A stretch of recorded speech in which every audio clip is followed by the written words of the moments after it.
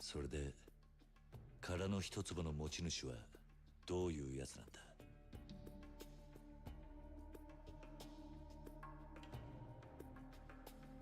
若い女性です。ただどうも目が不自由とのことでほぼ失明しています。え？その殻の一粒の所有者は牧村誠という人物です。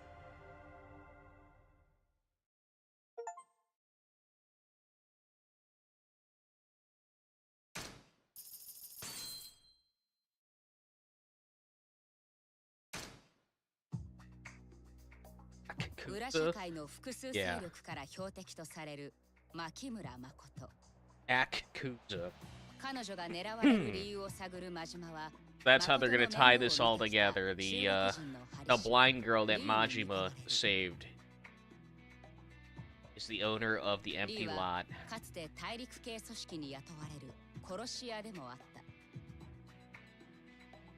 た。誠を守ろうとする二人の前に現れた男。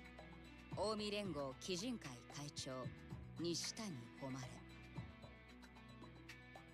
関西を牛耳る近江連合内部で西谷、佐川という2つの勢力がそれぞれ誠を奪い合っていた。徐々に誠をめぐる勢力図が見えてくる中、真島は密かにかくまっていた誠の存在を佐川に気づかれてしまう。しかし最後に誠を手にしたのは突如深い闇から現れた白いスーツの男だった。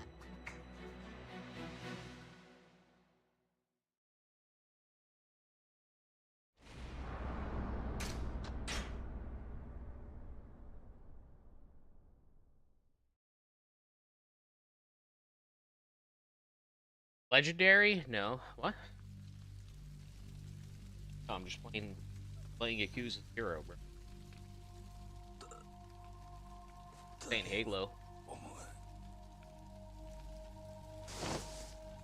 It ain't Halo, brother.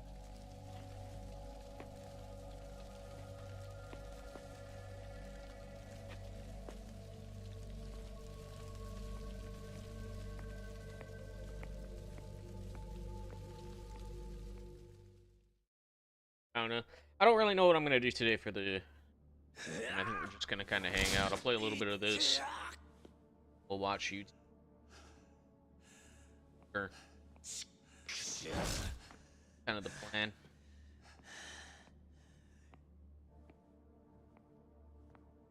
Majima-chanさ、忠告したよね。殺しなんてやらずに済むならその方がいいってさ。My thought was if I was going to game, I might as well stream. 俺本気で島野の兄弟になしつけて This is 0. お前を登場界に戻してやる気だったんだよ。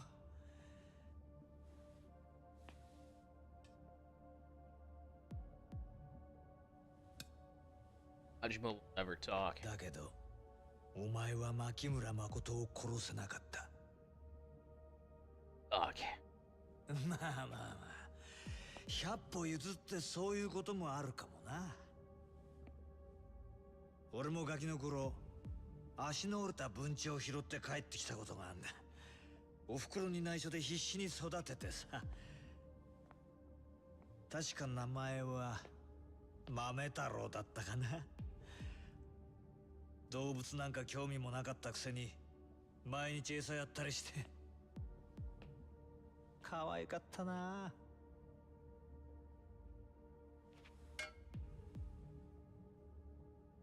だが親に嘘ついたのがまずかった。ある日家に帰ったら飼い猫の餌にされてたよ。生きたまま猫に食われる豆太郎を見て俺は思い知ったね。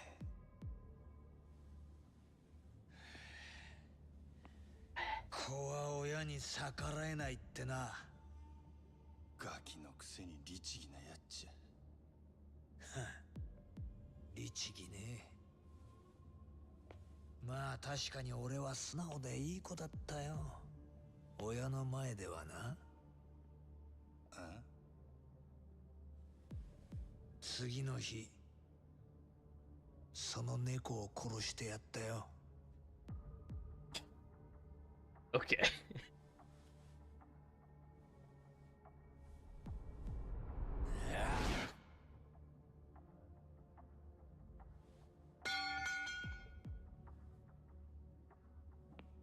お前のことは必ず殺すよ。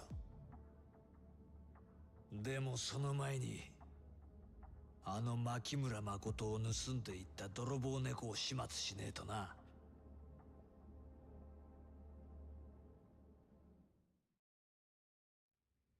I have to say, man, after using the controller for a little bit, this is the first controller I've ever owned. I'm talking about the Steam controller. This is the first one I've ever owned that had like these back buttons. And it's very odd to me. I mean, they're placed perfectly for like how you naturally would hold the controller, right? But it's so foreign to me. It's so foreign. I just don't ever see myself using them. I don't know what I would even like assign the buttons to, you know? Maybe it's because this is like a thing that came out after I had broken away from using consoles, right? Back pedal buttons, these back buttons. I've never... I just, like, don't know what to fucking do with them. Like, it doesn't even go through my mind to, like, press them, you know? Maybe it's a literacy problem, right? Like, I'm not familiar with the controllers that have these buttons, so, like, it's just kind of not something my brain thinks about. Whereas, like, every other button, I don't even need to think about it. I just fucking press it. But, like, these buttons, if I'm pressing them, like, I actually think about, like, press it, right? Like, apparently that's A.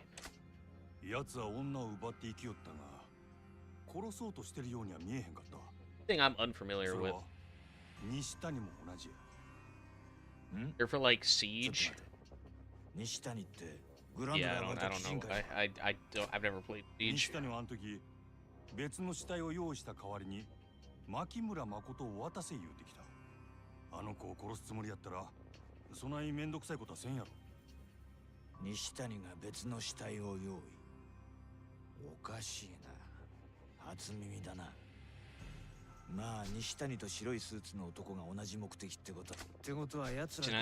Decent odds they're in it together. So Nishitani up a random stray and makes him look like a new challenger. Like special. I'd love to go drop the hammer on Nishitani and get him to spill the girl's location, but since he got picked up by the cops, he's still in the tank. Sure, but even if we can't get at Nishitani. Sounded like his boys knew something too. Got no clue what she's worth. Let's start with them. The Kijin clan officers are on Sotenbori Street East. It's called 3rd Namaki Building, 3rd floor if I remember. Alright.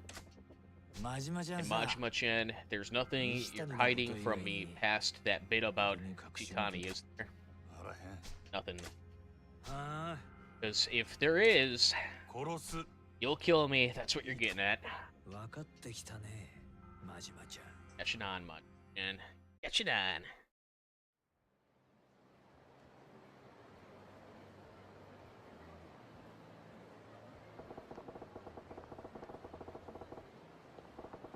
Somebody hacked the shardy. Do not redeem the controller. I like the controller. It's just I don't really like these back buttons are foreign to me. It's a foreign thing.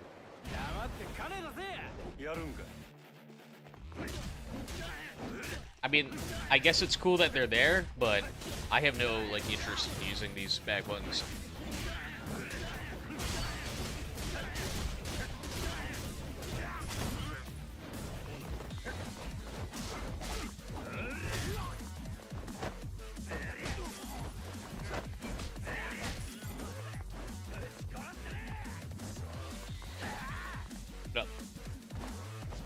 Pick it up! What the fuck?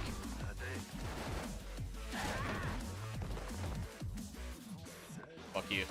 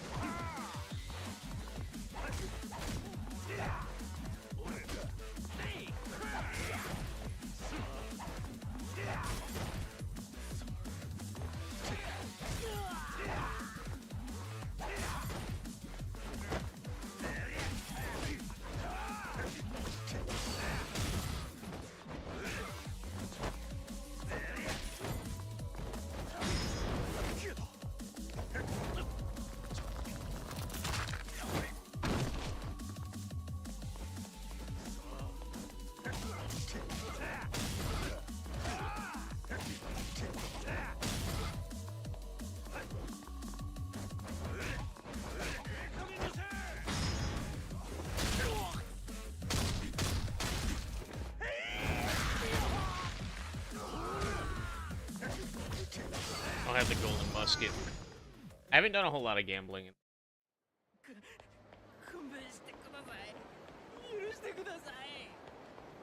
I lost pretty bad at the blackjack table early on in the game, and I just kind of gave up after that.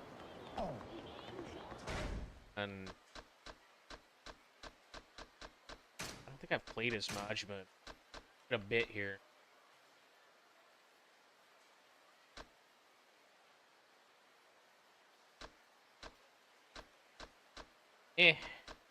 Not really any good upgrades that I can afford right now.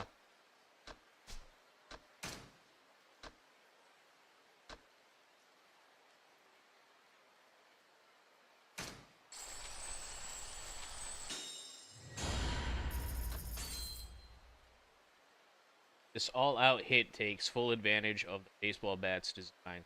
Y after B, break guard on enemy.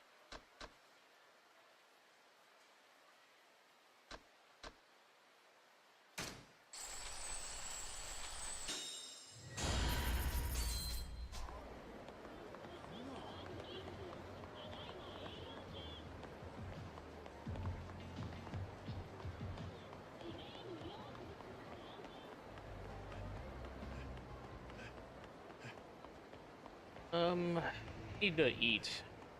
Kinda got my ass whooped, but doing on. We got some.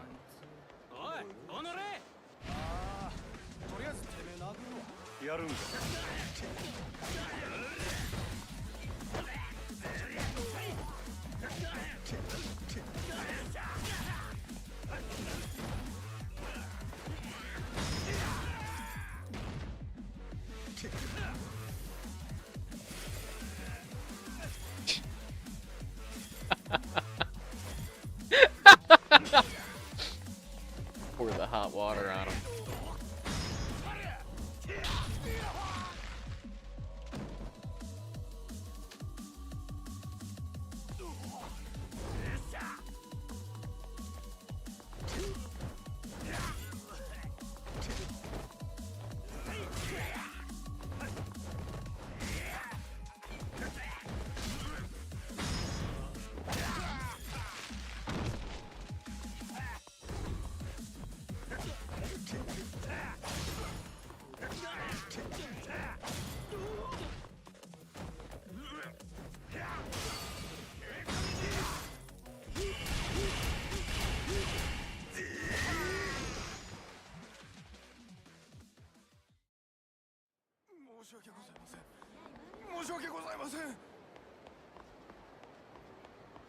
Yeah, the combat's a little janky in this one, that's for sure.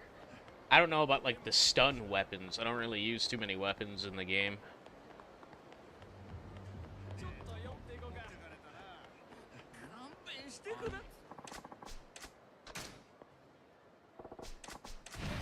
Hey, dickwad. Hey, dickwad. You leave that bum alone.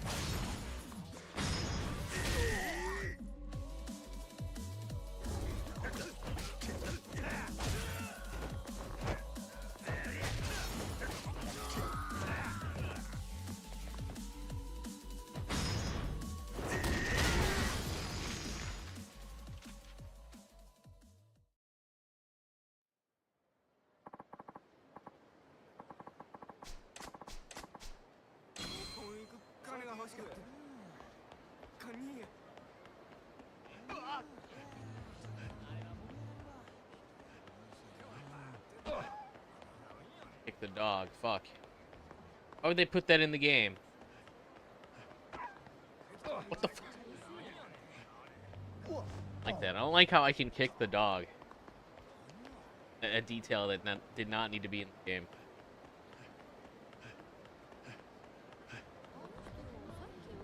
Somebody draw tits on this diner lady?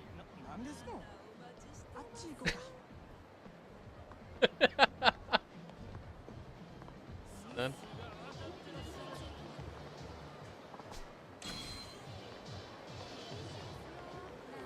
Need food. Where the fuck is food? It.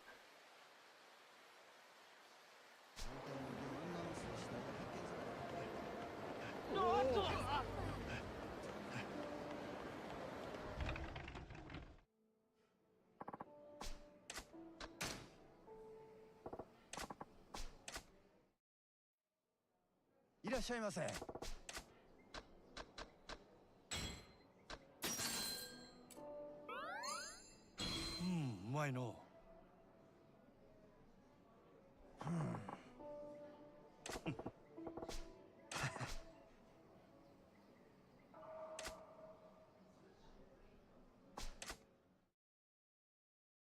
Gotta say goodbye to the guy's wife, too. Can't forget to say goodbye to his wife. Listen, it's kind of disrespectful that that's not in every game, you know? When you go into a man's shop and eat his food, you gotta say goodbye to the wife before you leave.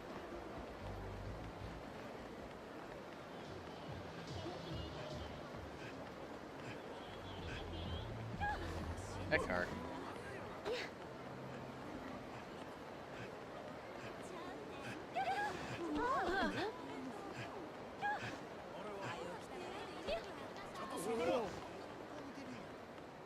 Problem with me running into people? Right, Elvis. Have to go down. But he loves the bonds.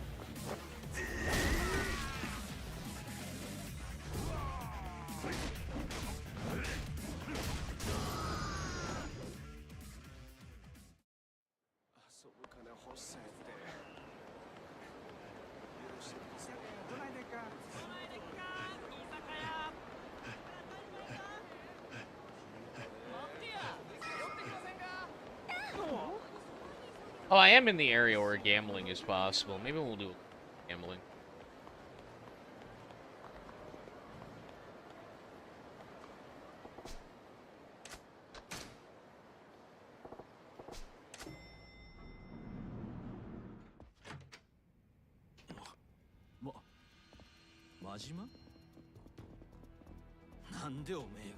He's taller than the door. 牧村誠はどこや Mashima is taller than the fucking door. 何言うとんねんあれ Oh, now he's not. Never mind. 盗んだ男ありゃ西谷の仲間やろ Or what happened right there? 今 Is it a trick of the あの eye? 子はどこにおんねん何のことやらさっぱりわからんな。せやけど、たとえ知っとってもお前に教えるはずないやろ。何様やねん、道聞くみたいにフラッと入ってきよって。わしら極道やで。なめんのも大概にせよ。そら拳で聞けっちゅうことか。お前らもう何遍も俺に負けとんねん。結果は分かりきっとるやろ。あの子の居場所知っとんのか知らんのか、どっちやねん。 Give me the girl. Look at that fucking computer. Yo, did you see how tiny that computer was? こりひんやっちゃな。しゃあない。ほんならこの際知っとること全部吐いてもらうで。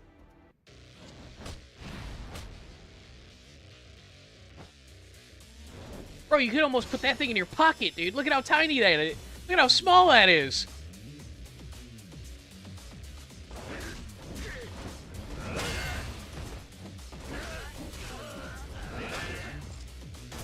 Oh, fuck, I've been shot. Okay, let's not do that. No more gun. In fact, give me your gun. Thank you. How do I shoot it? Yeah.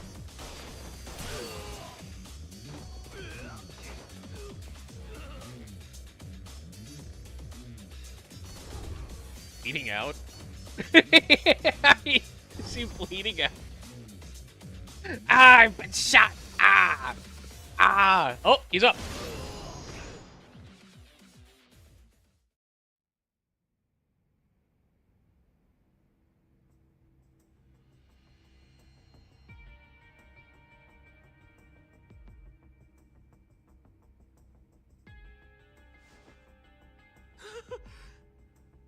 お望み通り拳で聞いたるで。牧村誠は今どこにおる？ほんまに知らんのや。ほんまか？ほんまや。ほんまか？わしら今までずっとあんたがあの女を持っとると思っとったんや。せやったら。 You get the small. Where do you get the small computers from, kid? 西谷の仲間ちゃうんか？親父の仲間やったとして。 The boss. Of course, that's where they come from. 女のこともさらう目的。 Well, he doesn't tell us anything. ほんまや。聞きたいことがあるんや。 They just started showing up, I swear. 西谷は札にしょっぴかれて留置所やろが。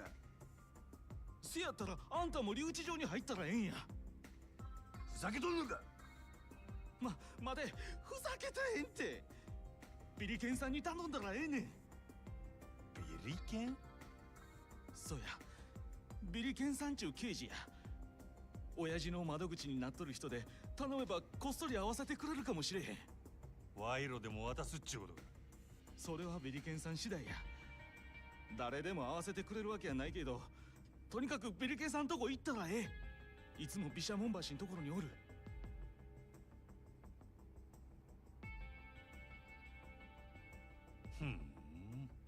よし、その言葉信じたろ。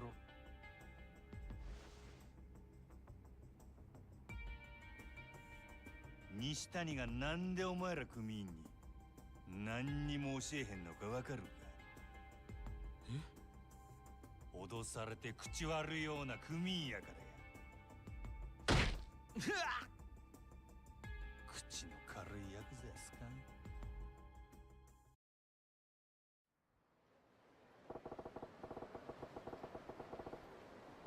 Gotta find this Billiken guy. Alright. Actually, I interact with right there.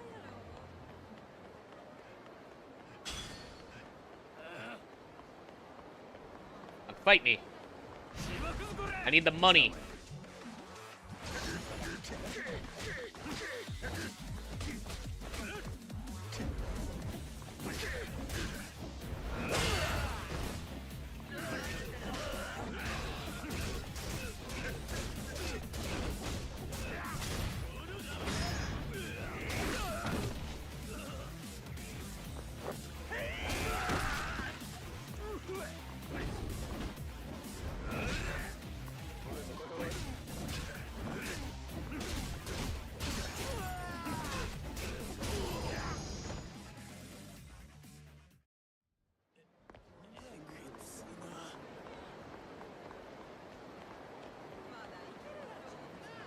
Older games are just kind of like that. I don't think it's that you're bad. I think it's just kind of designed for you to, like, struggle and poorly designed. You doing, bitch? Damn, you were shiny. Why are you so shiny? I could recruit her to work at our club. Oh, yeah! I forgot about that. I forgot we own a horror club. Hey, you there! You've got the look of a lady who could work at a cabaret club. What do you say? I'm not really interested. Maybe I'll consider it if you give me a present, though. Let's see, ladies' perfume would be nice. If you buy me one, I'll consider your offer. Do I have that? Not have it. Sit here and look at the fucking S River for all I care, bitch. Make some money.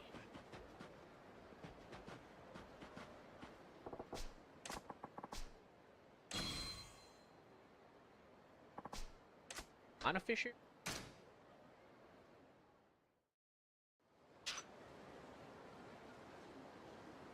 Fish right there.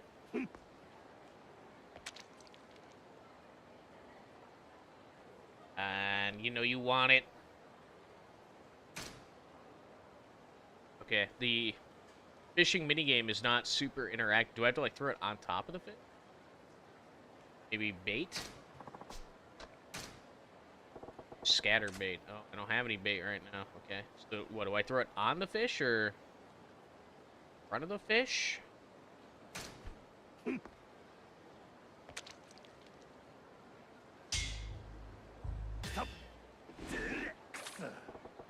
What?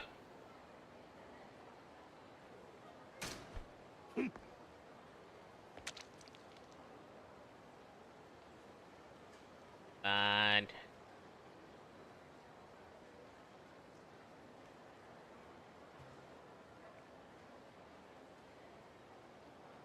close. Come on, just let me catch one, man.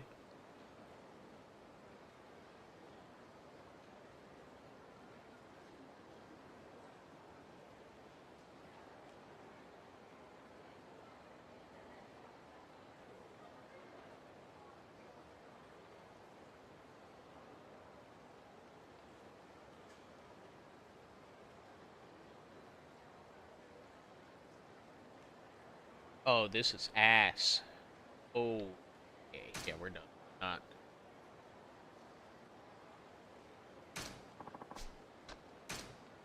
That.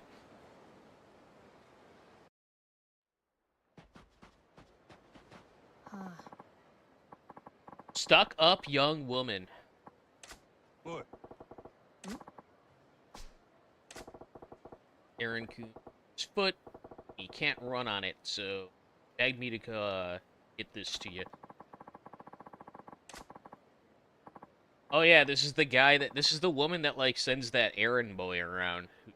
The guy's, like, madly in love with her. He's an errand boy.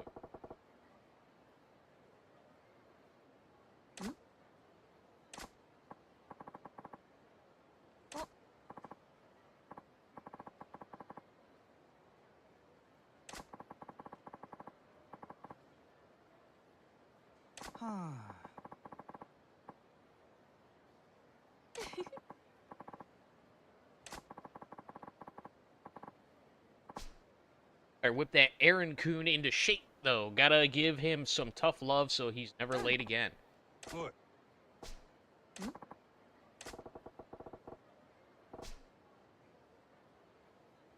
That's thinking he was doing it for you. Oh, doesn't matter. What Momo-kun wants, I want too. We're totally going steady now. Yeah, Aaron Coon's usually good at his job. Quick, courteous, and free. Of course, he doesn't know we're an item now. Assholes give a rat's ass about him. Oh, they're going to be. What? Eat his ass. Oh?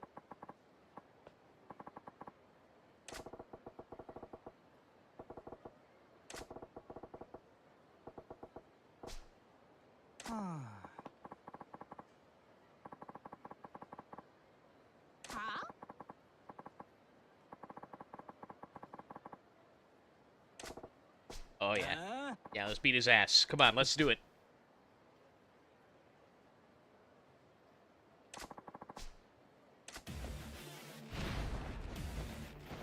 Menacing man. Oh, get the bat out. That's right, get the bat out for the good ass whooping.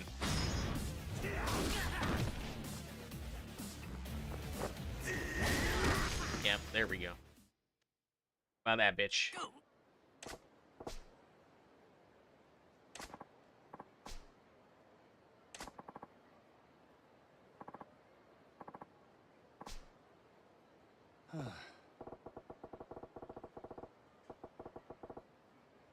I tell him the truth. Yeah, I'm gonna tell him. It makes me easier. I'm gonna. Hi.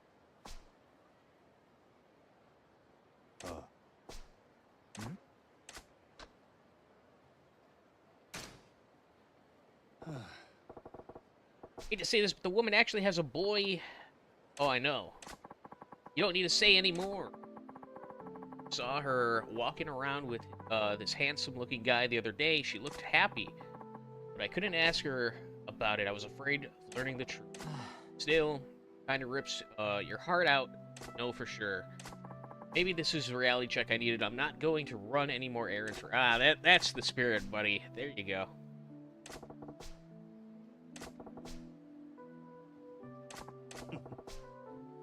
Hi.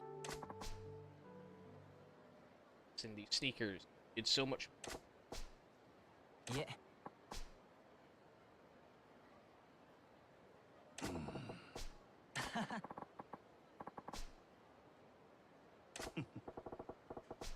Hi.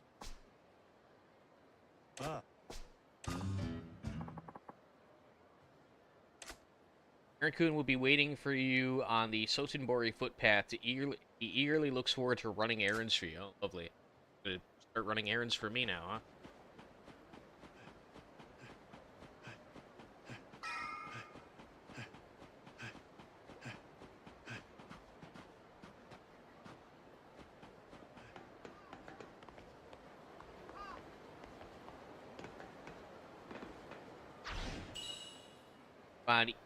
Iori Kagawa type A card.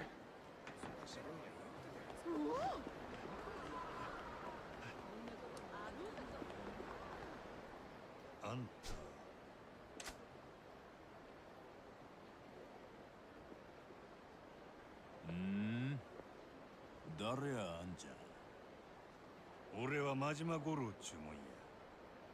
あんたに頼めば留置場の西谷に合わせてくれるっちゅう話聞いての。俺はどうしても奴に会うて聞かなあかんことがあるんや。おめえは西谷のなんや、ダチか。俺はダチやあらへん。西谷の敵や。バリッバリの敵や。敵と名乗るやつをわざわざ引き合わせると思うか。ダチって嘘ついたとこであんた見破るやろ。西谷は用心深いやつや。嘘も見破れんデカを窓口にするはずがない。正直に言うたらあんたも一手間省けるやろうしな。いい加減やな。せやけどそれだけでよし案内したろとはいかへんで。分かっとる。なんぼ渡せばええんや。いややな。今の時代みんな金で収めようとしよう。どないしたらいい？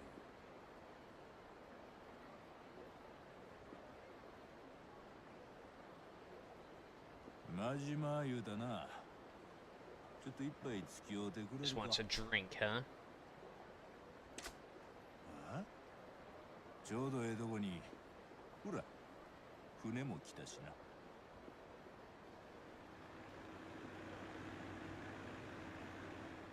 屋形船？お座敷遊びでもするんか？だって乗ったらいいんや。 A pleasure barge, huh? That's what they call those. Am I gonna meet a man named Epstein on the pleasure barge? I'm a little concerned about where this might be going.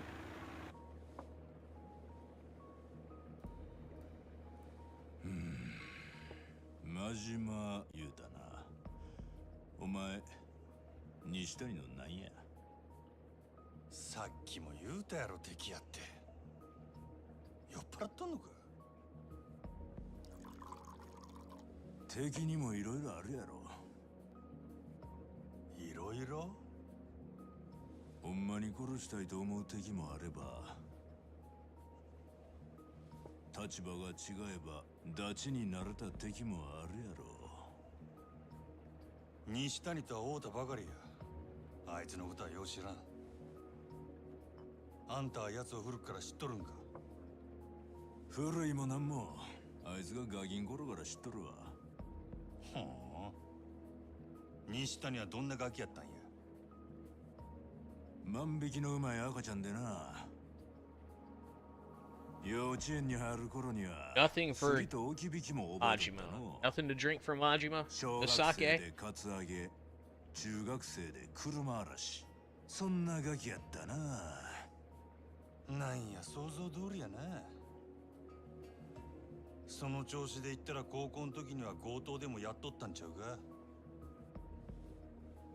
人を刺して殺したんが奴が高校の時やったな。えらい飛び級やな。せやけどデカのあんたがなんでそないなやつの窓口なんかしとるんや。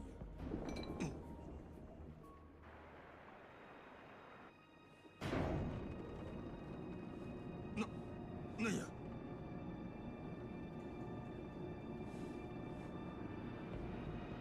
See, おい。 we literally are going to the child fucking lair.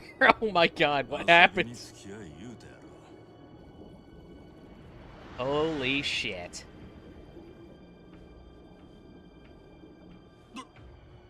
どこへ行くんや。三途の川底や。三途の川底？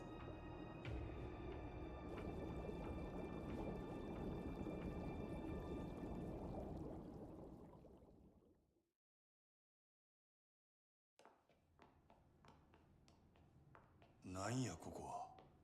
何の目的か戦時中に掘られた空間をわしが改造したんや。あんたが？まあ金持ち連中そそのかして作らせたんやけどな。正式な名前はあらへんが、知ってる人間はここを三途の川底って呼んどる。縁起でもない名前やな。そら縁起なんてあってたまるかいな。なんて言うてもここは罪人の処分場なんやからな。Oh shit. It's Baki.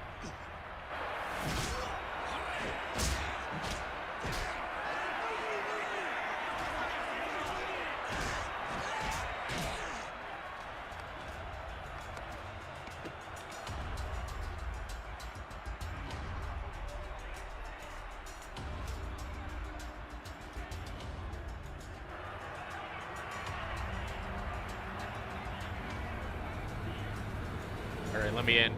Let me in. Pull me in. 世の中には法で裁かれへん罪人が5万とおる。証拠が一個もなくて立件できんかった殺人鬼、政治の都合で公にできんテロリスト。 Terrorists walking free because they're friends with the right politician. Ain't that the fucking truth, brother? Holy fuck. There's so much truth baked in to these games, man. ルールは一切無用や。卑怯な手使おうが相手殺そうが構わん。そしたら死に物狂いで戦うやろ。けどどんなやつでも毎日戦わせてみ。まず1年はもた。罪人同士で死刑を執行させようてるわけか。 Yeah, this guy would literally be the guy that owns the underground fighting ring in Baki if he was a midget, right? Like the facial features of this guy is exactly the same as the guy that owns the underground fighting ring in Baki. He's just not a midget. That's the only difference. 何が罪の償いや。金めったなこと言うもんやあらへん。しがない刑事のささやかな副業や。で、俺をここに連れてきたのはなんでや。実はここんとこ罪人の顔ぶれが変わり映えせんでな、勝負がマンネリ化しとる。そうなりゃ賭博の上がりも寂しなる。いやー、お前さんが試合盛り上げてくれたら手こ入れになるやろな。俺に出場せい言うんだ。何も1年間戦い言うんやない。ほんの3人ぐらい勝ち抜いてくれたらええんねん。そしたら留置場の西谷にも合わせたんで。あんたみたいなクソなデカ、めったにお目にかかれるもんちゃうな。せやけどこの胸クソの悪さをリングの上で晴らしてきたるわ。ええ返事や。そん代わり3人勝ち抜いたら必ず西谷に合わせるんやで。ああ、約束してある。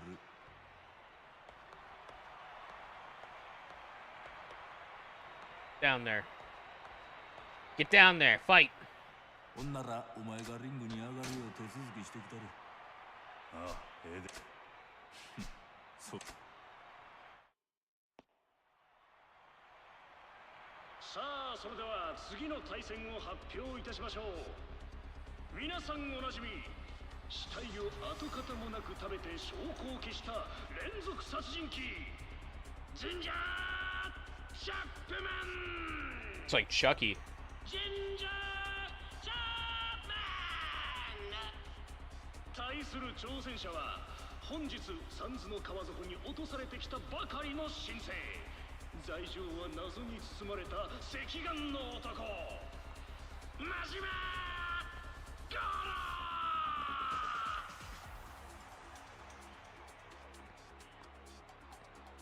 ー vs ゴロ真島さあ、時間無制限、ルールなし。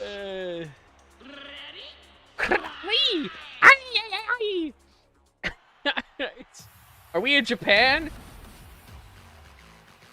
The fuck did we just go? We went all the way to Mexico? Really? Your knife is no, you don't stand a chance against the bat, bro. You brought a knife to a bat fight.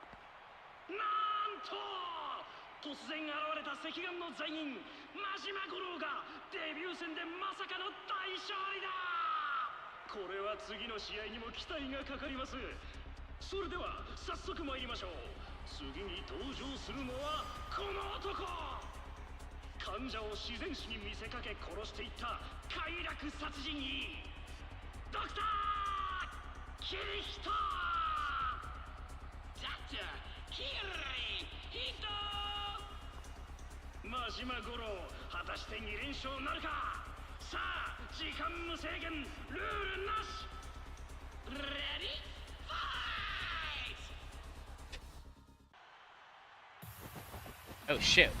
He's got like batarangs in his hand. What the fuck is that?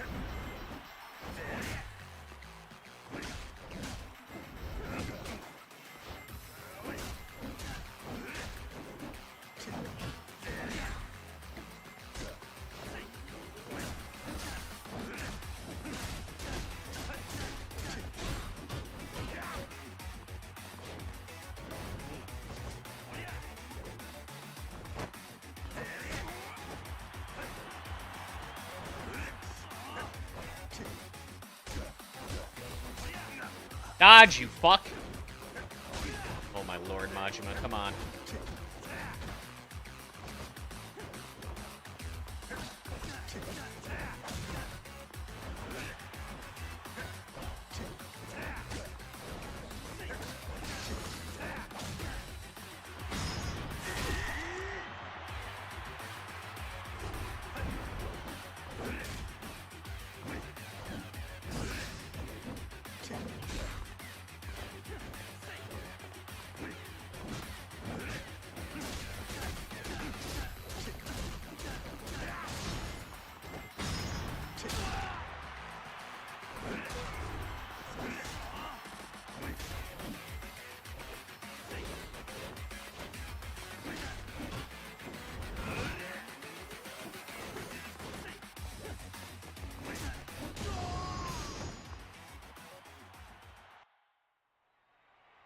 cup winner, Goro Majima. Goro! この強さは本物だ。マジマゴロ2連勝。まさかの展開に会場は興奮のるつぼと化しています。しかし謎のルーキーの快進撃も Yeah, the lock-on thing is like just unreliable. I don't bother with it. そう次の試合ではついにあの男が登場です。リング上の撲殺数世界一、法では裁けない悪魔の拳、デッド Yeah. Of course, it's a black guy, right? Accidentally killing your opponent, right?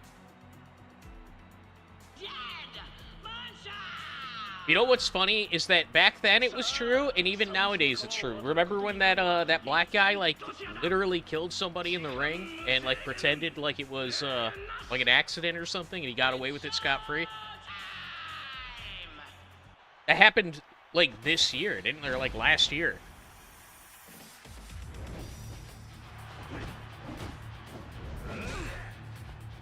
Oh shit.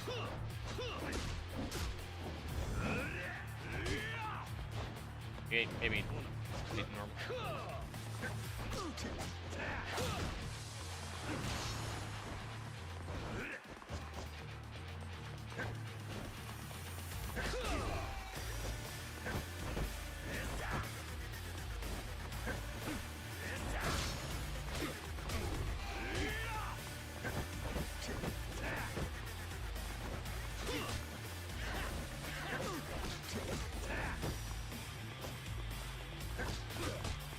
Fuck.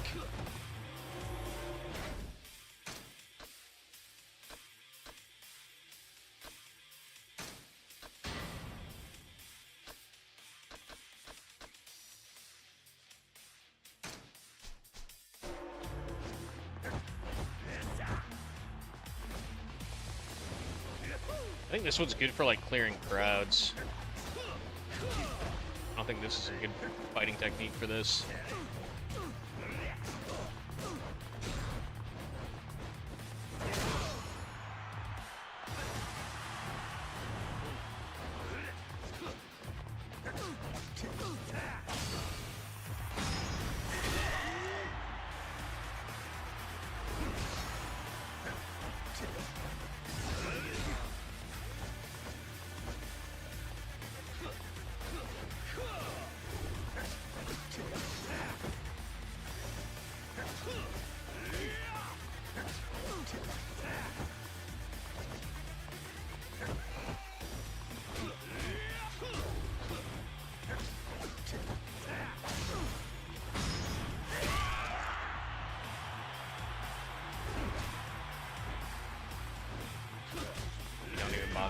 I don't think I can grapple him. Every time I've tried, he's like, oh, there we go. Oh shit! He's stun locked.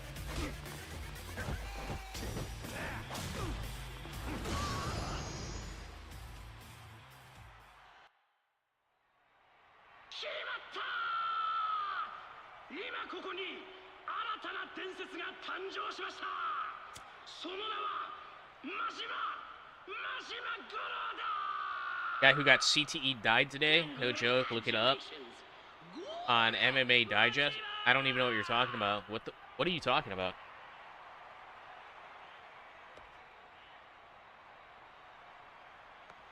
いい腕やな。こないに盛り上がったん久しぶりや。どや、今度からちょいちょいリング温めてくれへんか。金は払うで。俺は高いで。嫌やな。お金の話ばっかり。そないなことより言われた通り参照したいんや。あんたの約束を守ってもらう。分かっとる。ついてき。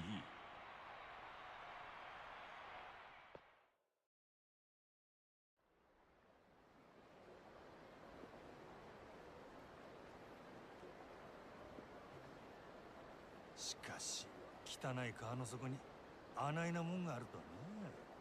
汚いもんがいろいろ隠してくれとんや。水底なんか見えへん方がええ。ああ、みんなが見てない現実を汚いもんが隠してくれとるんや。昔この川に女子高生の死体が上がってな。かわいそうに川見る影もないほど殴られて体ナイフでめった刺しや。I mean, where else are you gonna dump a head hooker? 親父さんが男で一つで育てた大切な一人娘やった。せやけど必死の捜査も虚しく犯人はなかなか捕まらん。むごい話やな。1年かかってようやく犯人を突き止めたが、親父さんは一層どん底に落ちた。なんでや。犯人は未成年の不良やったんや。法で裁かれることなく少年院を出たガキは堂々と街を歩きよる。事件なんて知らん顔でな。それを見た親父さんの気持ち、お前はわかるか？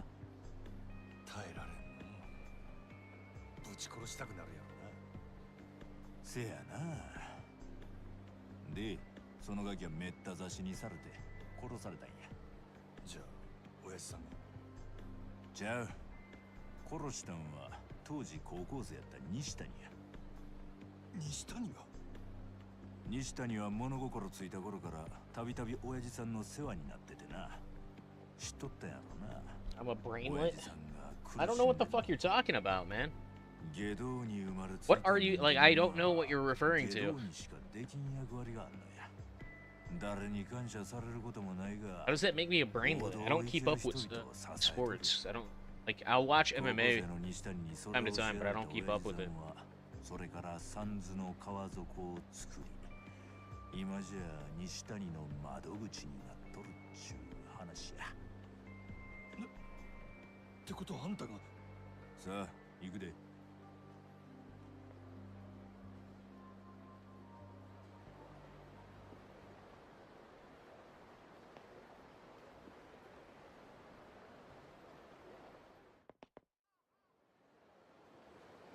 そうや。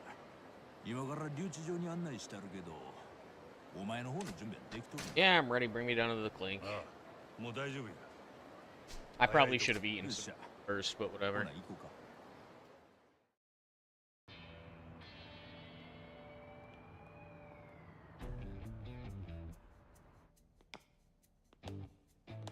I have a feeling that this is going to involve me having to fight the entire prison.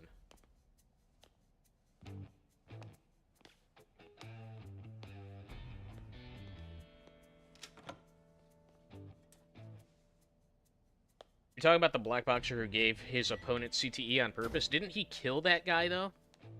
Didn't he literally kill that guy? He, like, ran into the ring and started fighting him and killed him. Like, in the ring, he killed him. I think you're talking about something else.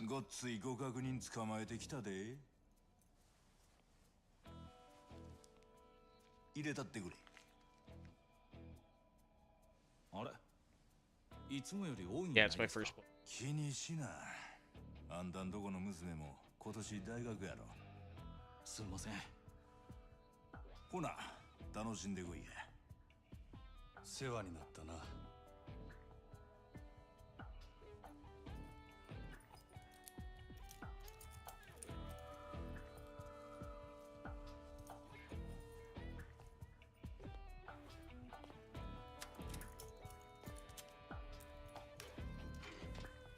Welcome to jail, Majba. You get to keep your suit.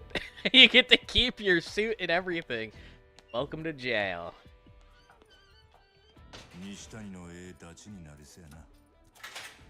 The most well-dressed person in the entire prison.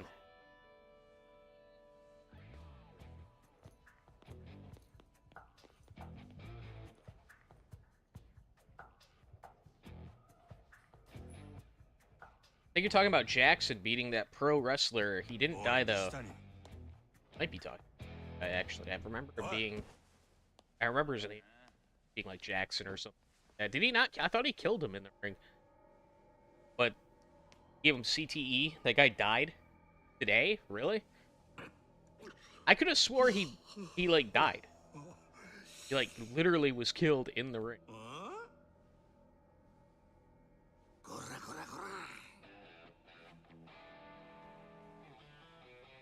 島君やないか。どないしたん？万引きでもしたんか。お前に会いに来たんや。西谷。ほんまに嬉しいわ。ちょうどわしも真島君に会いたい思っとったとこなんやで。はあ？お前が俺に何の用や。この前の殴り合いはほんまに楽しかったな。思い出しただけでもうっとりしてまうわ。せやけど警察に邪魔されて最後まで蹴りがつかんかったやろ。自分で呼んだんやないか。アーセンと真島君、お店では殴り合いしてくれへんねんもん。せやけどどんなにええ喧嘩でも蹴りつけへんのはあかん。野球の試合と同じやで。途中で腕中止になったら選手のエプレーも無意味になってまうやろ。5回裏まで終わっとれば試合は有効や。何言うてんねん。あの喧嘩はまだ1回表やで。わしゃ何としてももう一度殴りようって楽しみたいんや。おもろいおっさんやな。せやけど俺はそないなようで来たんとちゃう。誠がさらわれた。やったんはお前か。なんや、仕事の話かい。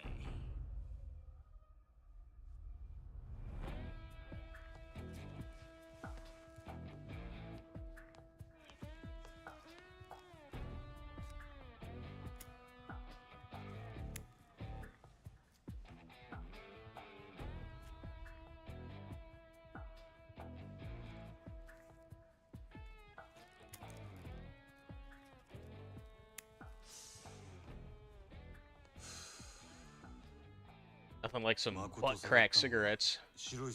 Nothing like some cigarettes that have been in a man's asshole. Really start business negotiations here. なんやて？せやけど予想はつく。わしでも真島君でもない第三の勢力や。第三の勢力？一体何者や？まあ、わしは大方目星ついとるけどな。知っとるんか？誰なんや？ There's a story from many years ago of a gay black boxer beating an opponent to death for homophobic remarks thrown at him by his opponent. Yeah, I mean, well, doesn't that happen pretty consistently? Like, don't the... I know I've heard of, like, it happening a few times now. A black guy in MMA or boxing, like, purposely kills his opponent for, like, no reason. And a lot of times it's just like, whatever, you know, it's the risk they take, you know, by getting into the ring. Somehow they walk away scot-free.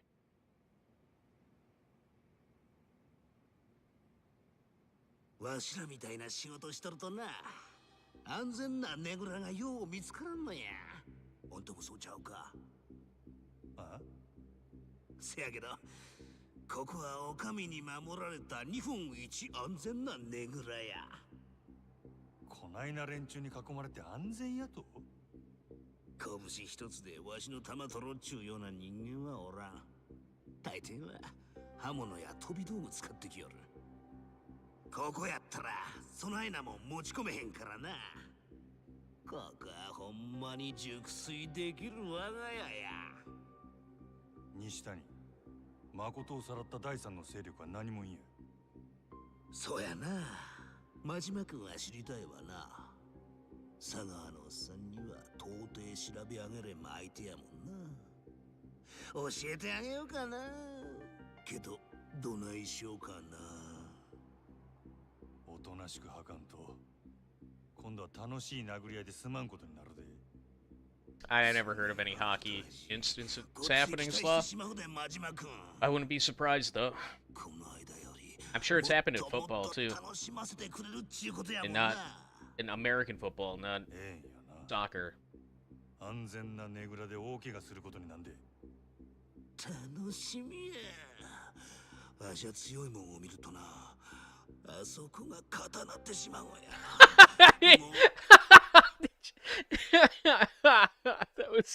that was so perfectly timed. When I read the line right there where it said "I'm rock hard" and then it goes down, it like for just a split second went down to his fucking pants. It went back up. That was really good timing.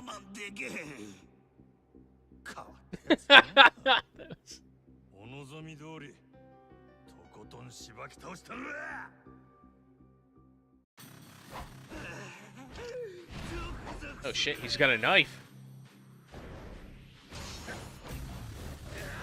Yeah, I should have fucking healed before I came down here, but that's alright.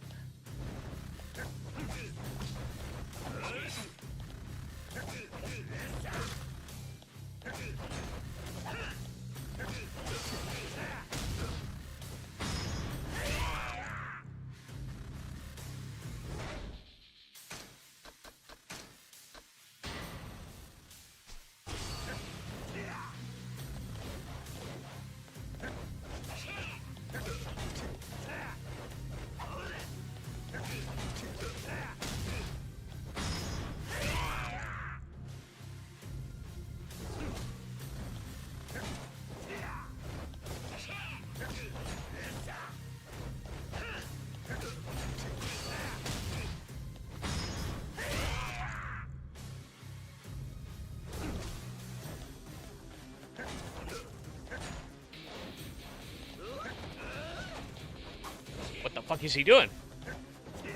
You better fix your hair after whatever the fuck that was, buddy. On to your deck.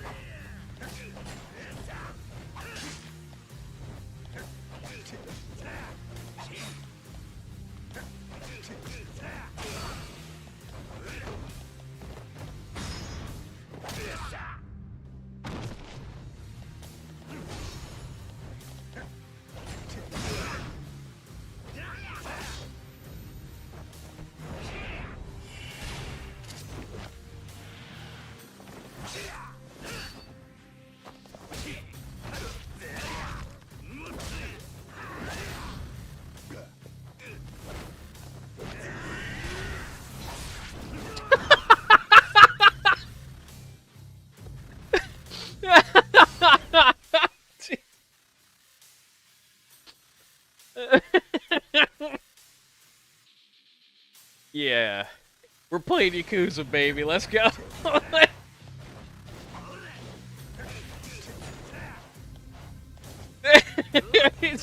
Oh, shit.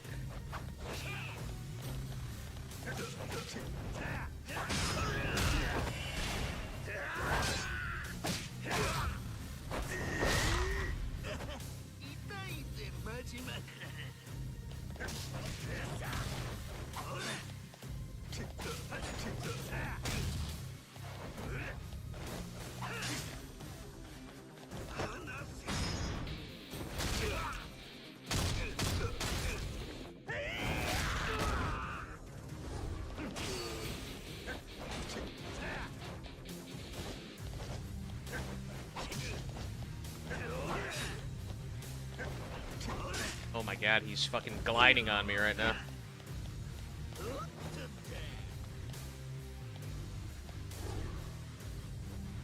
Up, dude. What the fuck? What kind of fucking fighting tactic is that where you just fall on the ground?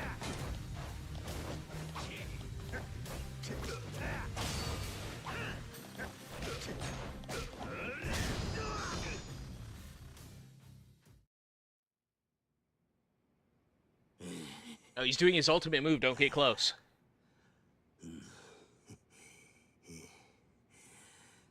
さすがや。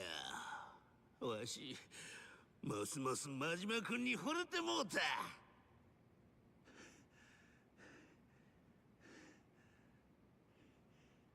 あんた、ほんまにおもろいやつやな。ビリケンのおっさんが言うとったように、出会いが違えばええ仲になっとったかもしれへんな。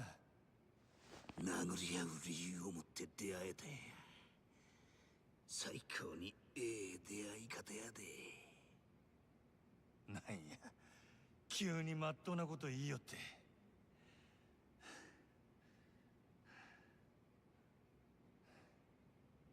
ほな、聞かせてくれや。第三の勢力は何もんや。なあ、真島君。佐川のおっさん裏切って、わしと組まへんか。ああ？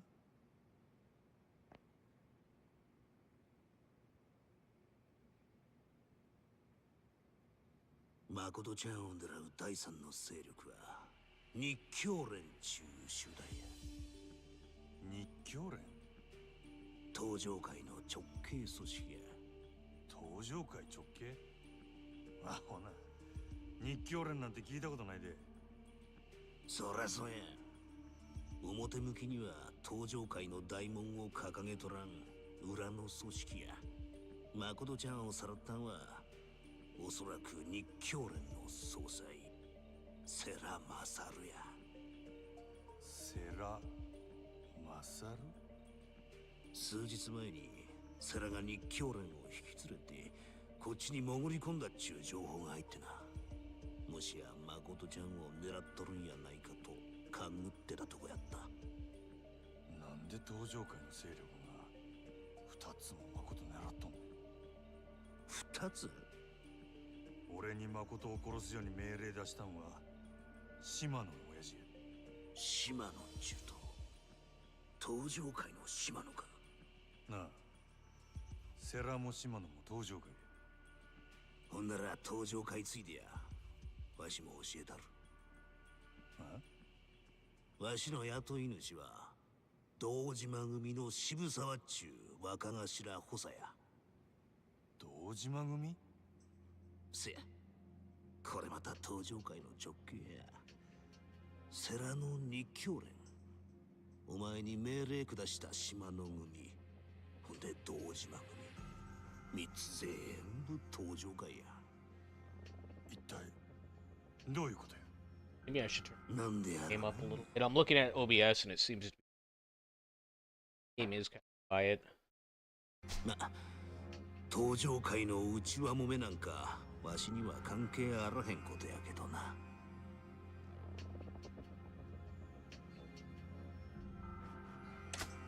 日教連が隠れてる場所は分かっとんのか？ちゃんと調べ上げる。どこや？知ってどないする気や。誠取り返しに行くに決まっとるよ。無理や。あ？真島君が強いわ。 Showed me how strong you are, but those like you fucks aren't the kind of guy you should take on alone. And what? Kind of work even with Tojo. Don't want their names on Black Ops shit. They're like the CIA in America or the Soviet KGB. Bad hombre. Bad motherfuckers. We're gonna team up with this guy. We're gonna get you out of here. それにわしと組むっちゅうことは他にも The only perk. 佐川のおっさんからの命令は誠ちゃんを殺すことやろ。佐川と組んでる以上誠ちゃんでもわしゃ殺しやなくてガラを押さえて依頼主に渡すよう言われとんねん。佐川裏切ってわしと組めばとりあえず誠ちゃんを殺す羽目にはなる。悪いな。なんでや。日教連の世良も誠を殺すようには見えへんかった。もし俺の目的が誠を殺さんことやったとしたらそのままおとなしく日教連に預けとくわ。せやけど誠はもう十分すぎるほど裏社会の食い物にされてきた。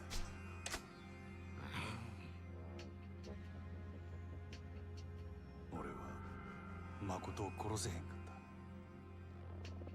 俺には誠を生かした責任が。ただ命があったらええってことやない。人として生かさなあかん責任や。極道の食い物にはさせへん。残念やな。お前みたいな男ともっと早く出わんかったが、ほんなんや急に。なんやろな、わし日教連が潜んどるな。椿園の Amelia Grove. 椿なんや。脇あって蒼天堀の外あんまり行かれへんのや。椿園はな、Came for an old dining and lodging district, real traditional and historic. The consortium's set up in the Bentham Inn. Photo Chan's gotta be in there. 料亭街 Something guidebooks. You'll get in when you see the place. I'll take you. Throw down some if you guys would do. I'm at it. Yeah, I gotta, even if it kills me. All that out after getting Makoto-chan back from Ikyo. Get to beat some ass with Majima-kun? How fucking exciting is that? Let's go, man. さて、ほんなら楽しいお遊びに出かけますか。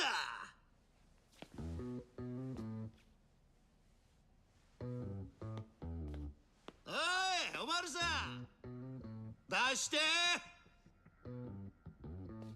チェックアウトや。真島君も一緒に出るで。Yeah, he never came back with the drink. Something's up. なんや、誰もおらんのかい。しゃあないな。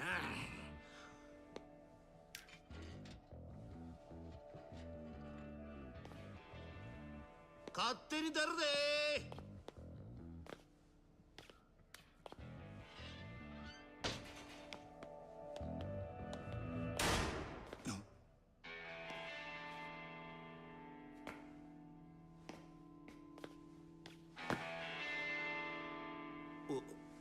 お茶？逃げや。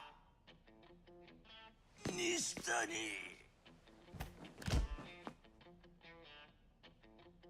なんやねんな。お茶！お前。ビリケンさんにはようしてもろたんですがね。娘が大学行きたいなんて言うもんでして、ちょっと気張らなあかんのです。何言うとるんや。はんたら殺したらビリケンさんからもろてた小遣いの100倍くれる言わはるんですわ。やっぱ東京の人は羽振りええんですな。お前買われたんか。誰にや。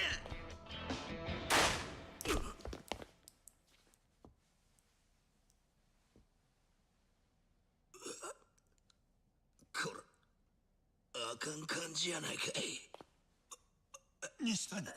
He was thinking that there was still like 30 minutes of dialogue before he would get shot. Not this time, buddy. おっちゃんに言われた通りや。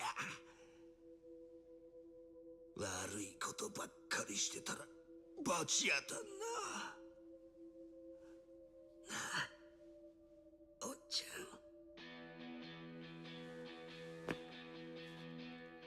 ん。真島君、わしはこのアホンダラと肩つける。西谷、あんた思いっきり暴れたらええ。思いっきり楽しんだらええ。ヤクザなんぞどうせ早う死ぬんや。なら後先考えんと。自分の道前に進めや。Guy's just sitting there watching him. He just pull the trigger some more. さっさとくたばらんかい。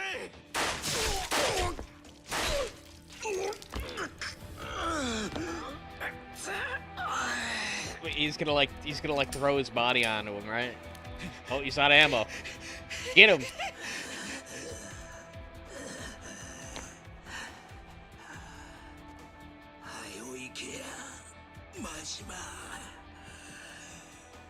誠っちゅう女生かした責任きっちりと取らんかい。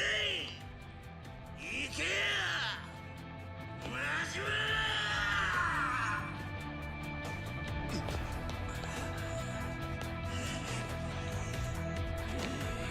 Go beat his ass now, yeah!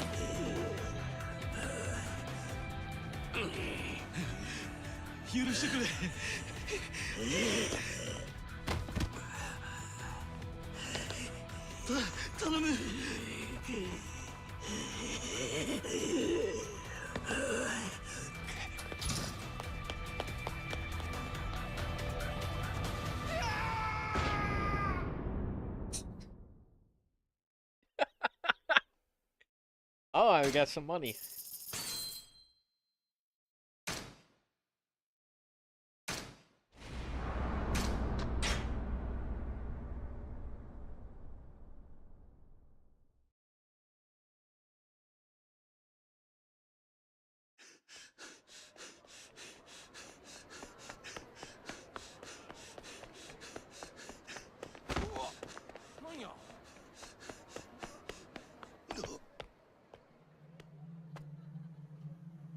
お疲れ、真島ちゃん。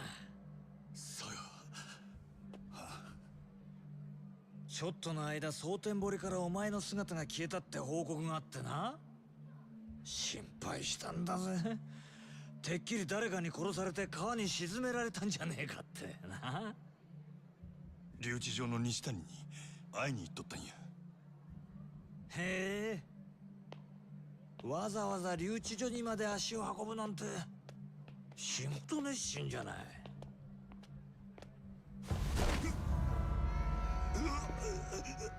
蒼天堀はお前の庭じゃねえんだよ。檻なんだよ、檻。ホテルでさえ出かけるときにはフロントに一声かかるよな。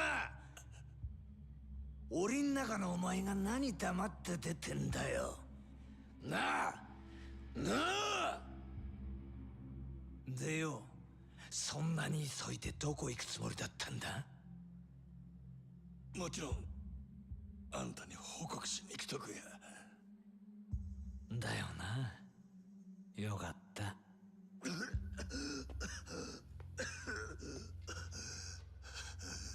こんな場所でお前殺したらかわいそうじゃん。掃除のおばちゃんがよ。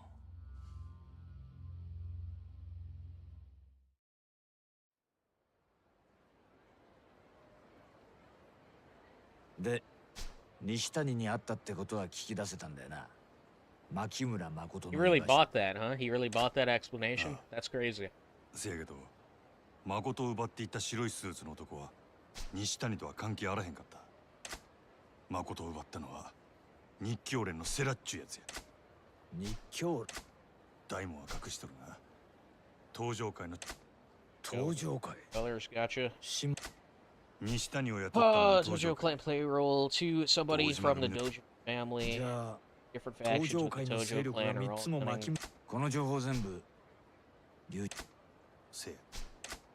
西谷相手に上出来だな。 Easy nut to crack. You must have really やつ put から him ここまで聞き出すには some sick torture shit. Yeah, what did you do?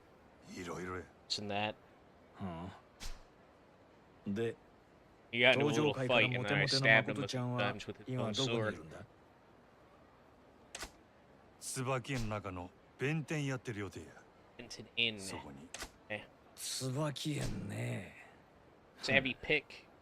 Gotta hand it to these Nikio gents. They've got good taste どういう意味や。 in what exactly the girl like Makoto Mikumura 牧村誠み shuffling たいな around, 女の子が wailing and 泣い sobbing's て not 歩いてて gonna も違 get 和 a 感 second ねえ look か at ら the grove. 行ってみりゃわ See か when る。 you get there, let's get moving. Huh? I'm assuming it's some like You know, fucking story- sex trafficking. It's kind of what I'm putting my money on.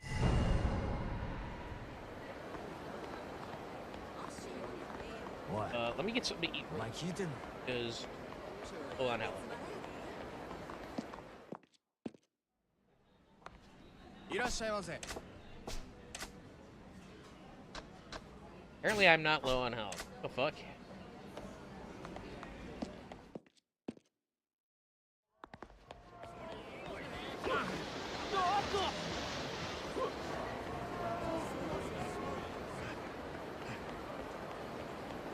島ちゃんさ、それじゃあ椿園に行くぞ。連中も警戒してるはずだ。大丈夫や。はあ、やる気じゃねえか。よし。All right.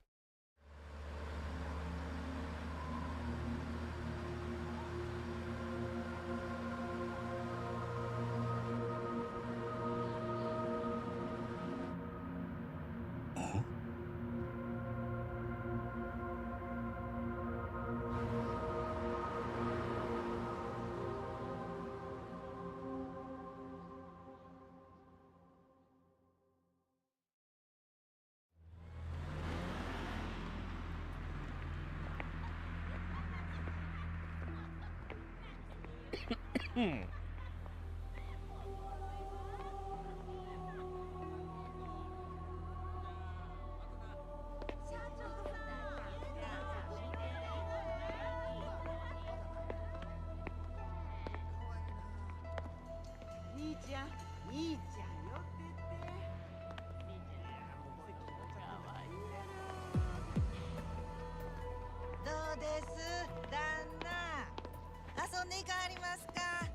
勉強させてもらいますよ。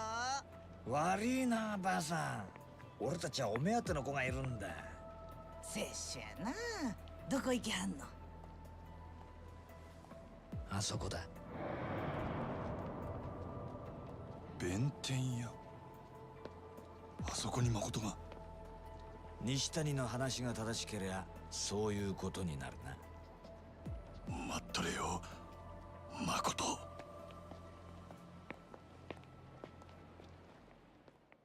Wonder if that's still a thing in Japan. Do they still have like these red light districts where they basically just straight up sell women? どっちから行く？まどろっこしいのよそうぜ。俺は左、真島ちゃんは右。 Could you imagine? Hey, there's no way it's still a real thing because libertarian, like, dude, libertarians would be talking about like the websites where they bought their Japanese wives. I don't see that happening. So it's probably not a real thing. せいぜい玉切れにならんようにな。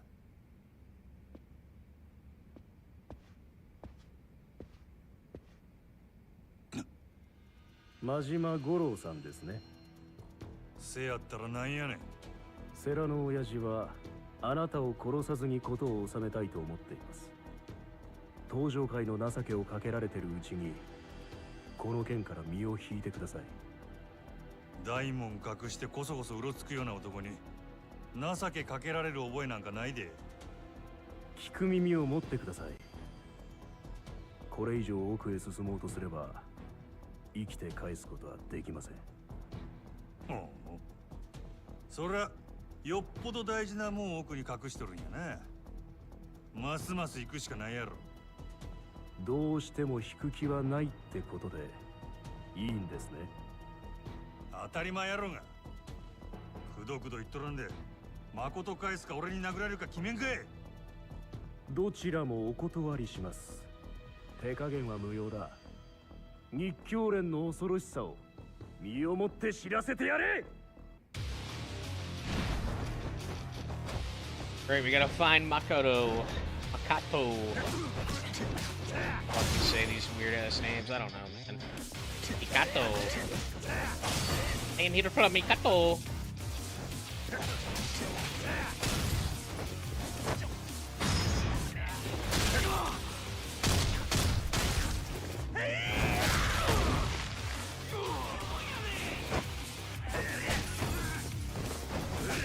What, no heat? Can I perform an execute, dude? What the fuck? Just... I saw it pop up. Give me the fucking option.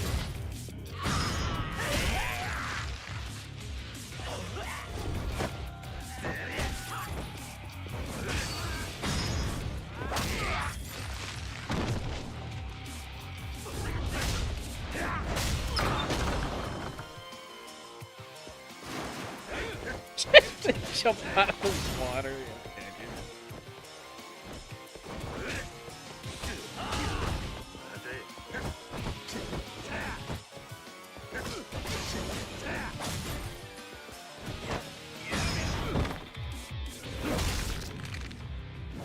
punch him into the water. Yeah.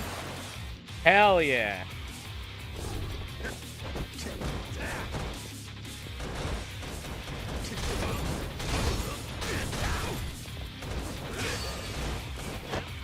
In the water. You're going in the water too, bud.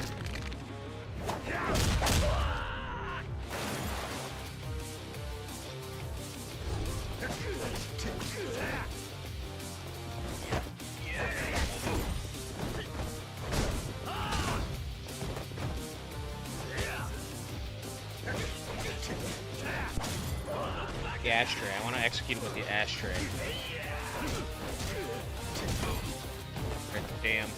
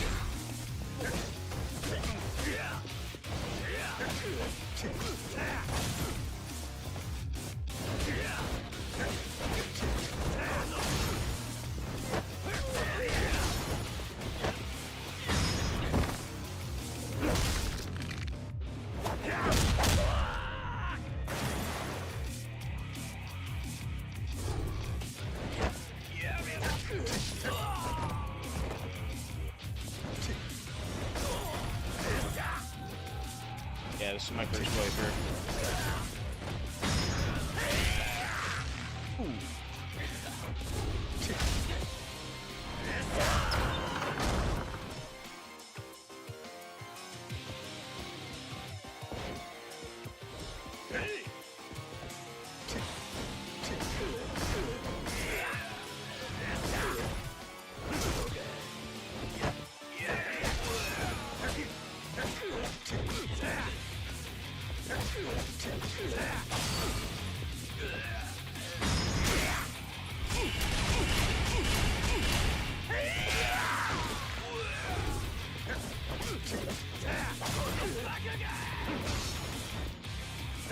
Pretty sure the red light is still a thing. It could be that they don't allow foreigners. There's a lot of places in Japan that are only Japanese and locals only.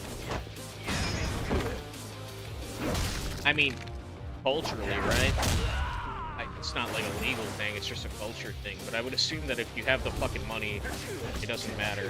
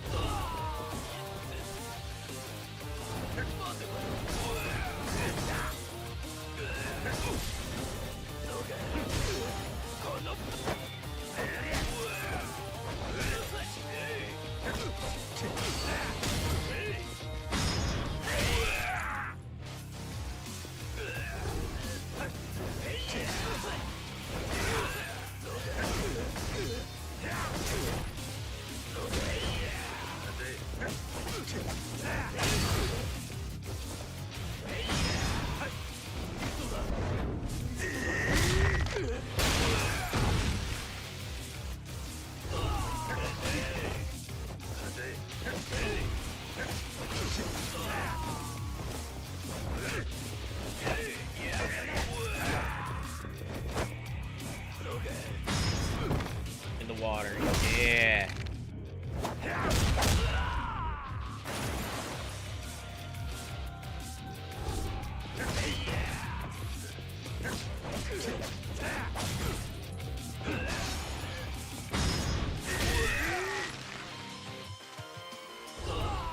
God, there's more?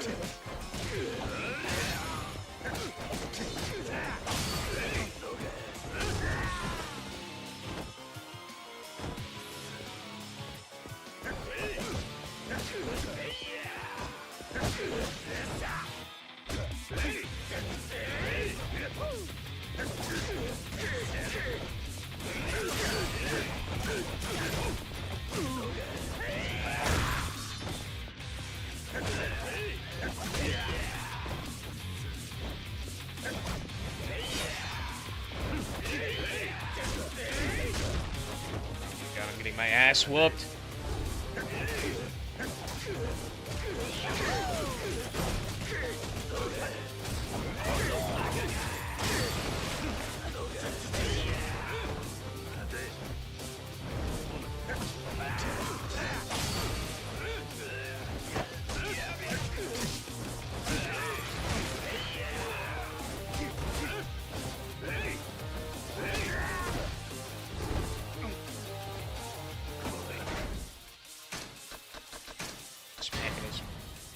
Smacking his ass.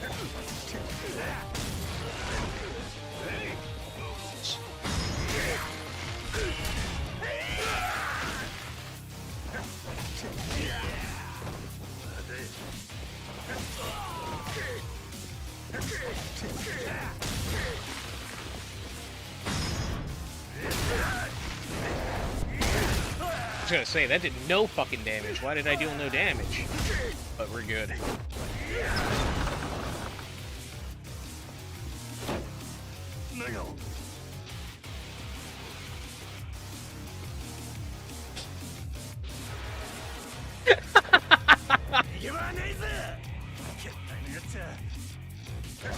I gotta beat up some fucking turns real quick. I'm locked in a room with fucking 6 Trudes, oh god.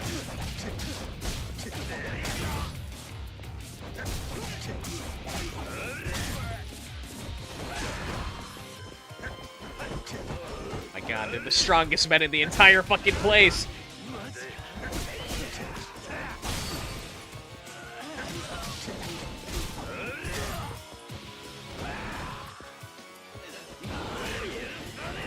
Oh my god, use the heat move.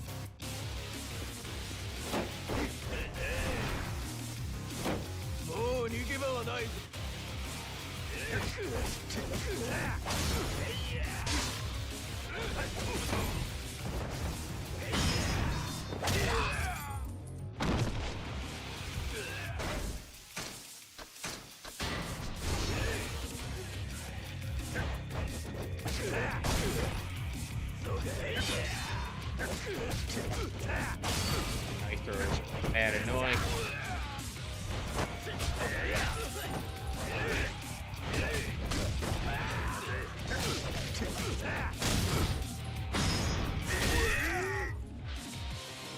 I'm gonna need that TV real quick. Oh, nope, can't pick up the TV, damn.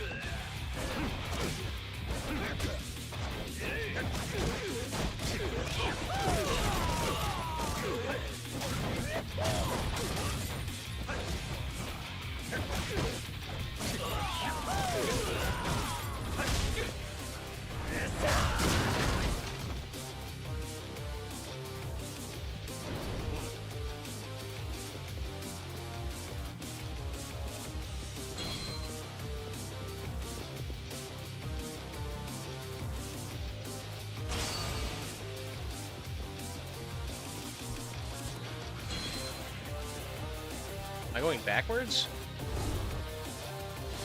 Nope.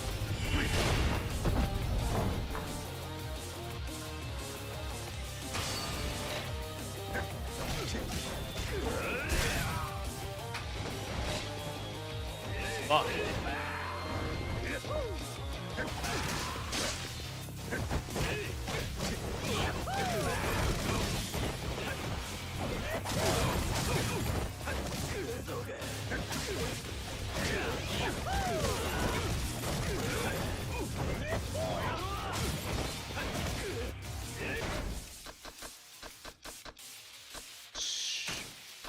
Actually level this thing up.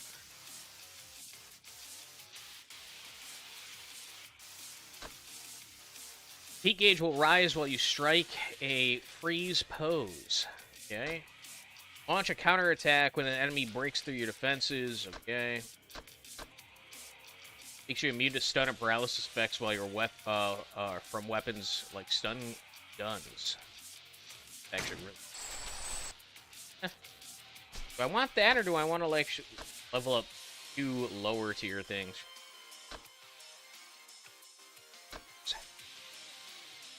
We'll do 3 lower.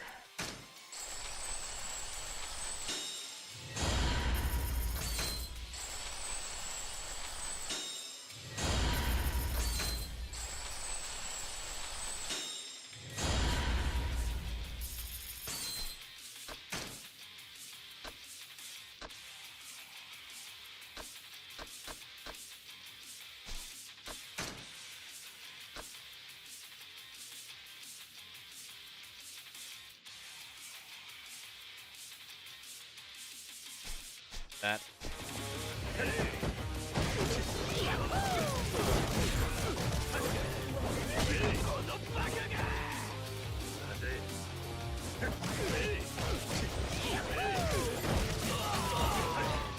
Oh no.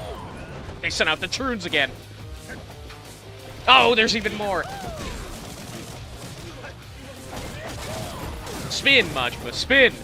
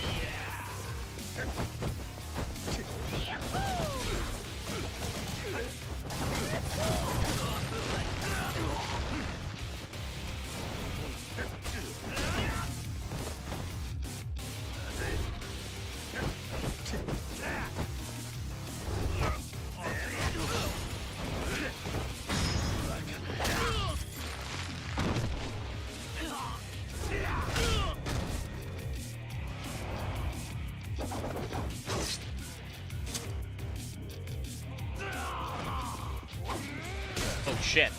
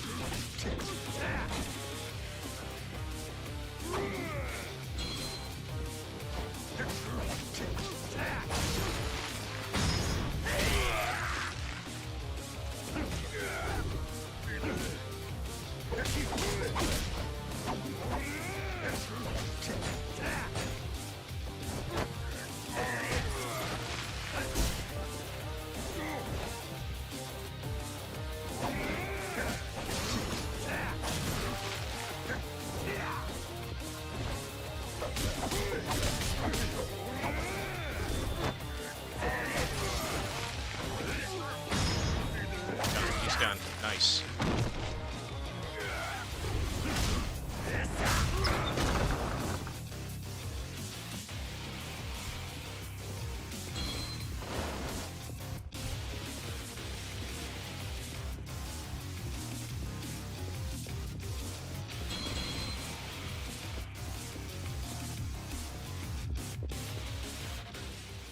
And there's a boss fight. They just gave me 3 healing potions, so...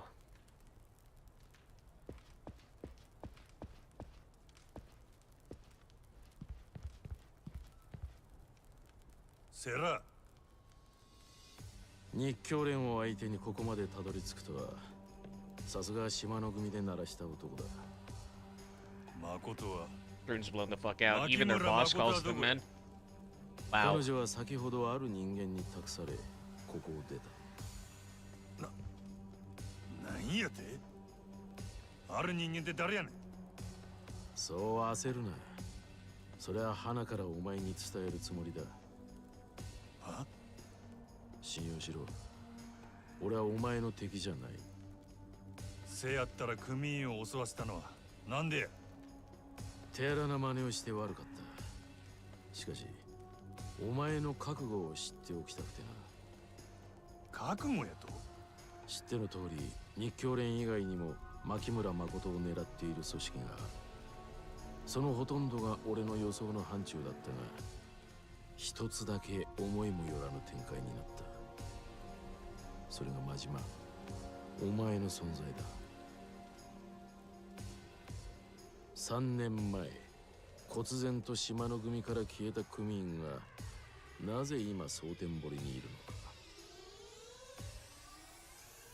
そしてなぜ牧村誠に関わっているのか。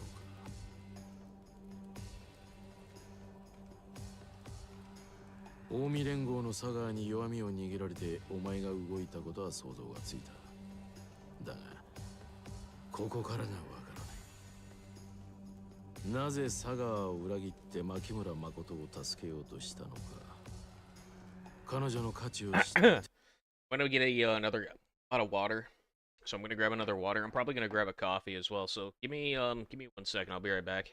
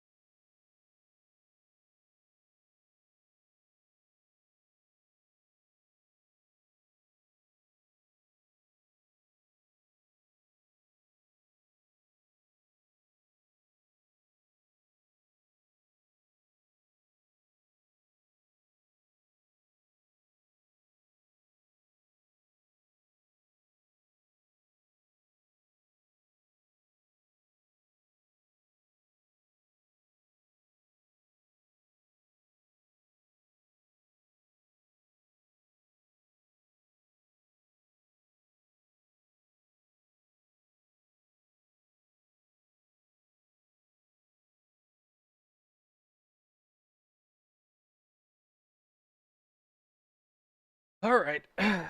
Alright, sorry it took a minute. I'm slow, man. So you guys know how I was out of town? So you guys like live streams, I was out of town. Whatever the mattress I slept on fucked my back up, man. Like I feel like I truly am getting old. 俺は誠の価値なんか。そう、お前は知らない。じゃあ、なぜ危険を冒してまでここにたどり着いた？あの女に惚れたってことか？まさかな。お前が俺の何を知っとんねん。俺が人助けたらあかんのか？そうカッカするな。なんであれ彼女を助けたい一心なのは分かった。お前の気持ちを踏みにじる気はない。だが今は登場界の未来を左右する重要な事態だ。すでに多くの血も流れてる。もしも生半可なヒーロー気取りで首を突っ込んでるなら受け入れがたい。お前の覚悟を知っておく必要があってな。随分物騒なやり方やの。で確かめた結果はどないやねん。俺は慎重派でね。結論を出すにはやはり自分の手で確かめないと気が済まないんだ。真島、もしも命を懸けて牧村誠を守る覚悟があるなら俺を倒してみろ。そしたら誠の行方を教えてくれるんやな。ああ、二言はない。あんたのやり方に従うんは尺やが、俺も手っ取り早いんは言葉より拳や。ええやろ。やったるわ。お前の覚悟を見せてもら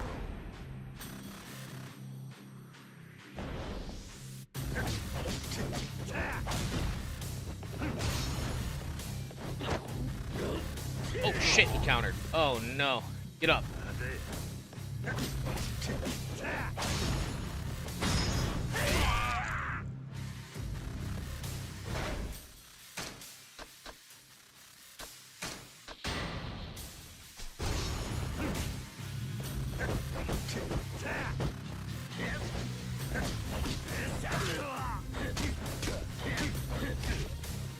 Oh my god, this guy fucking hurts.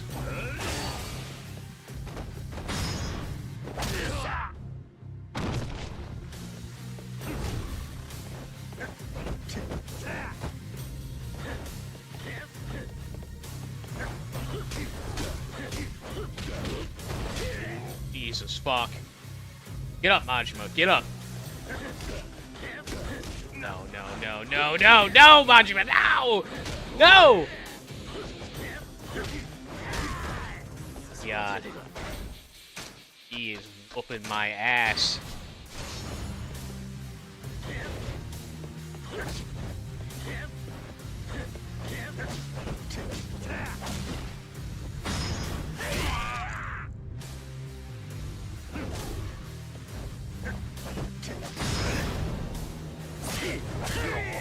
Oh my god!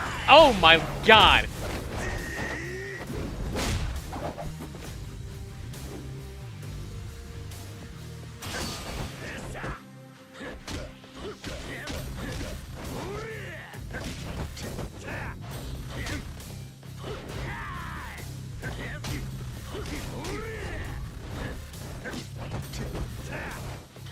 Dude, this guy's a fucking animal!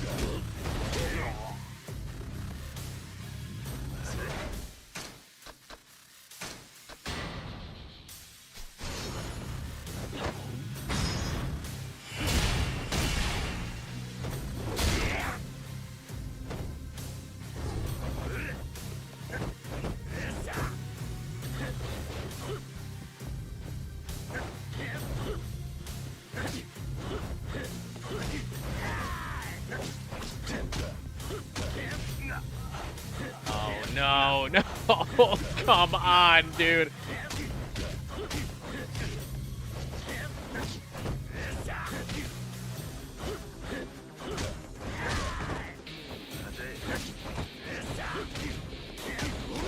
What a fucking bastard, man.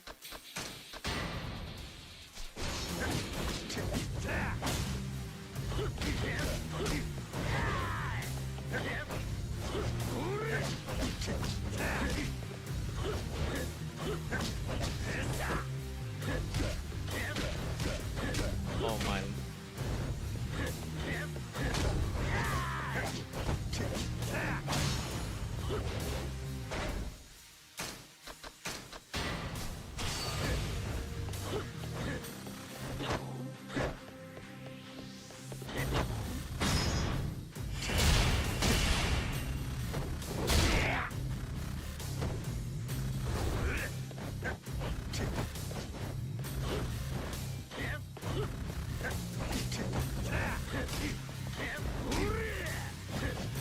Maybe that? Maybe the bat?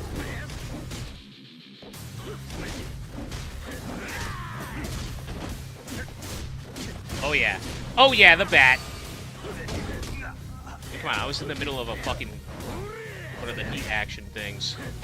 That's total horseshit. Oh no.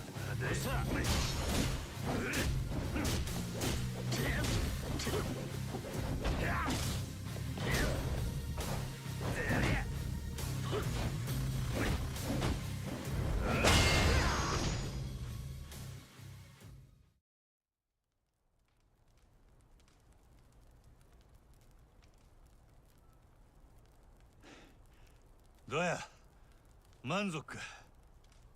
ああ、お前の牧村誠への覚悟は痛いほど伝わった。ほなさっさと言えや。誠は誰の手に渡ったんや。不動産会社の人間だ。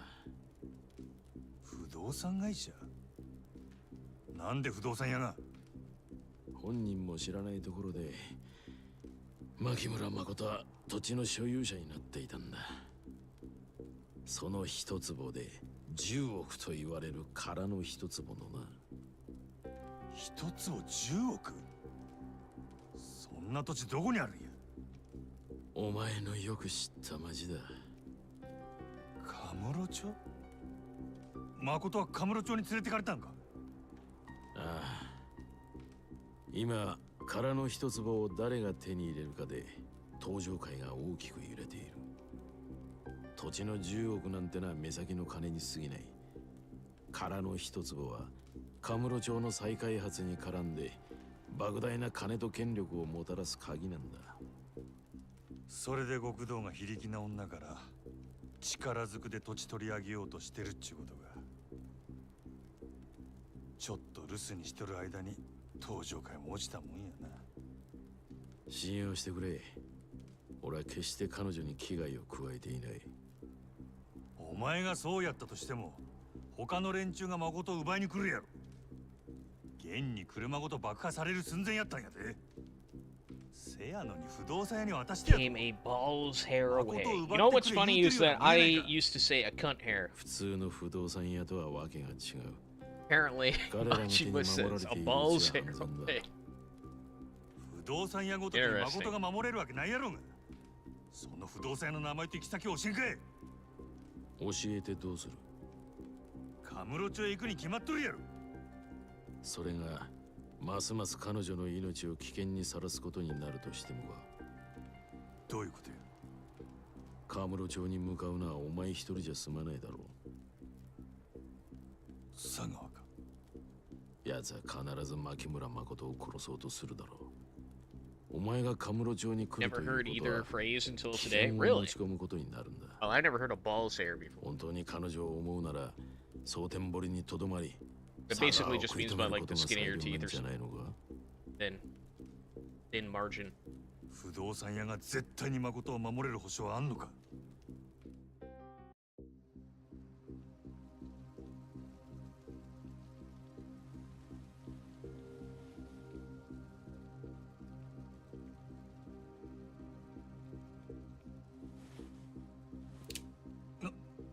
何や？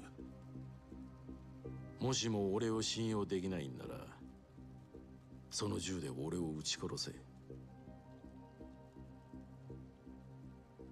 不動産屋の名刺は胸のポケットに入ってる。死体から取って持ってけ。俺はお前を信用して話した。あとはお前が俺を信用するかどうかだ。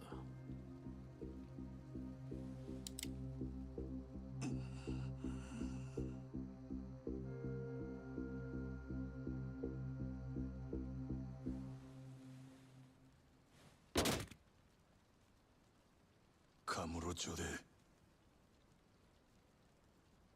誠にかすり傷一つ負わせたら承知せえへんぞ。命がけで守る。お前は蒼天堀にとどまり佐川を。 Ooh, who could have seen that coming?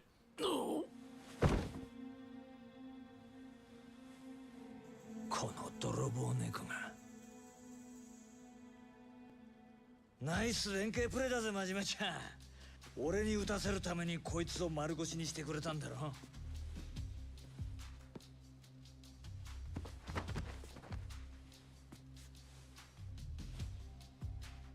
こいつか。牧村誠を託された不動産屋って。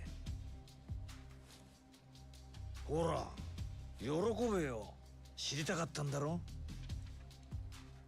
The entirety of every Yakuza story can be explained by like but then, you know, like just like how many fucking twists there are. He throws his gun to Majima, but then Majima can't kill him, so he throws the gun away. But then Majima's boss shoots him in the back. He was there the whole time. Oh my god. だってよ、カムロ町行って牧村誠を探すしかねえじゃねえか。こうなれよ。地獄の果てまでもあの女追いかけて殺すぞ。俺とお前でな。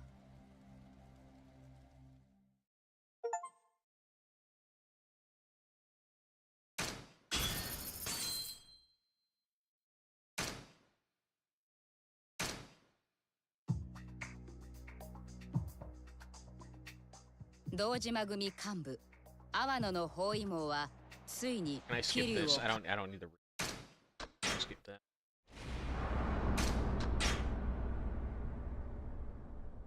I don't need the recap episode. I'm good.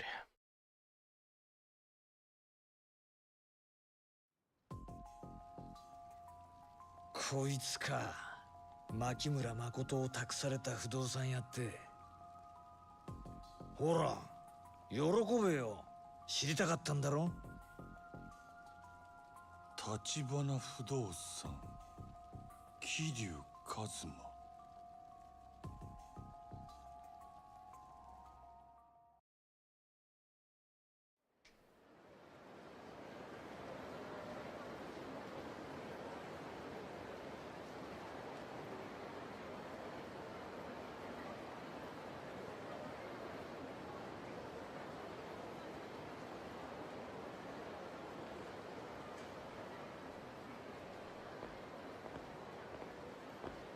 どうも落ち着かねえな。ん？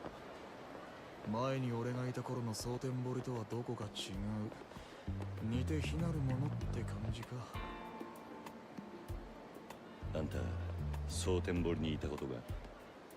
カムロ町に来る前は俺も立花社長もこの町にいた。ほんの1年半くらい前のことだ。その頃の俺らはマフィアと名乗っちゃいたけど、ほんの 4,5 人の所帯でね。ただ社長はその頃から近江のヤクザにさえ一目置かれてた。で、俺は社長の腰。立花が腕なくしたのは。まあね。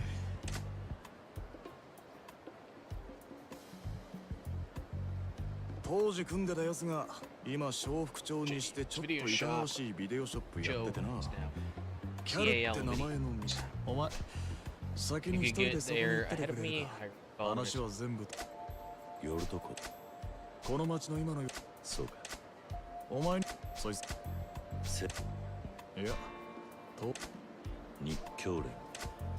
俺もよくは知らねえが、そのセラって Asuma tracking down Makimura here and Sotomori based on the intel our boss handed him.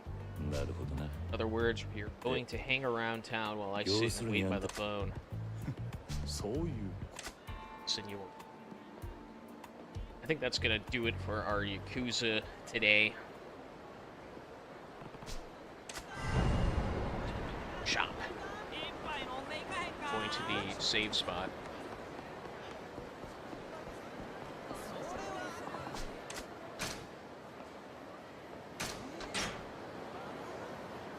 they've completed.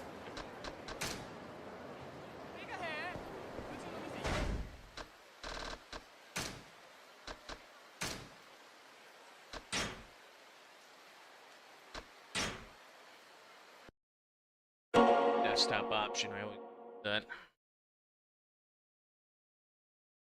All right. What's going on in a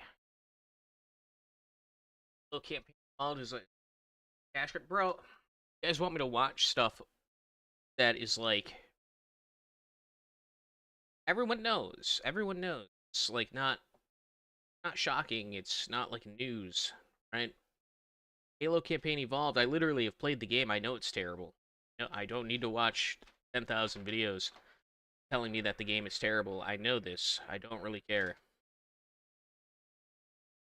I've given up hope on all Halo games since Halo 5 came out.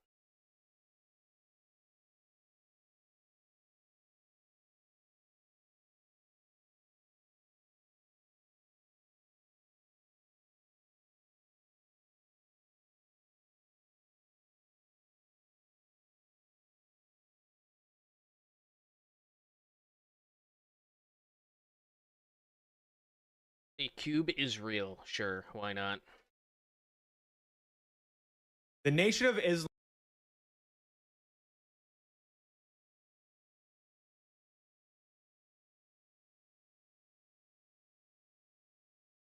teaches that Yakub invented the white race some 6,000 years ago.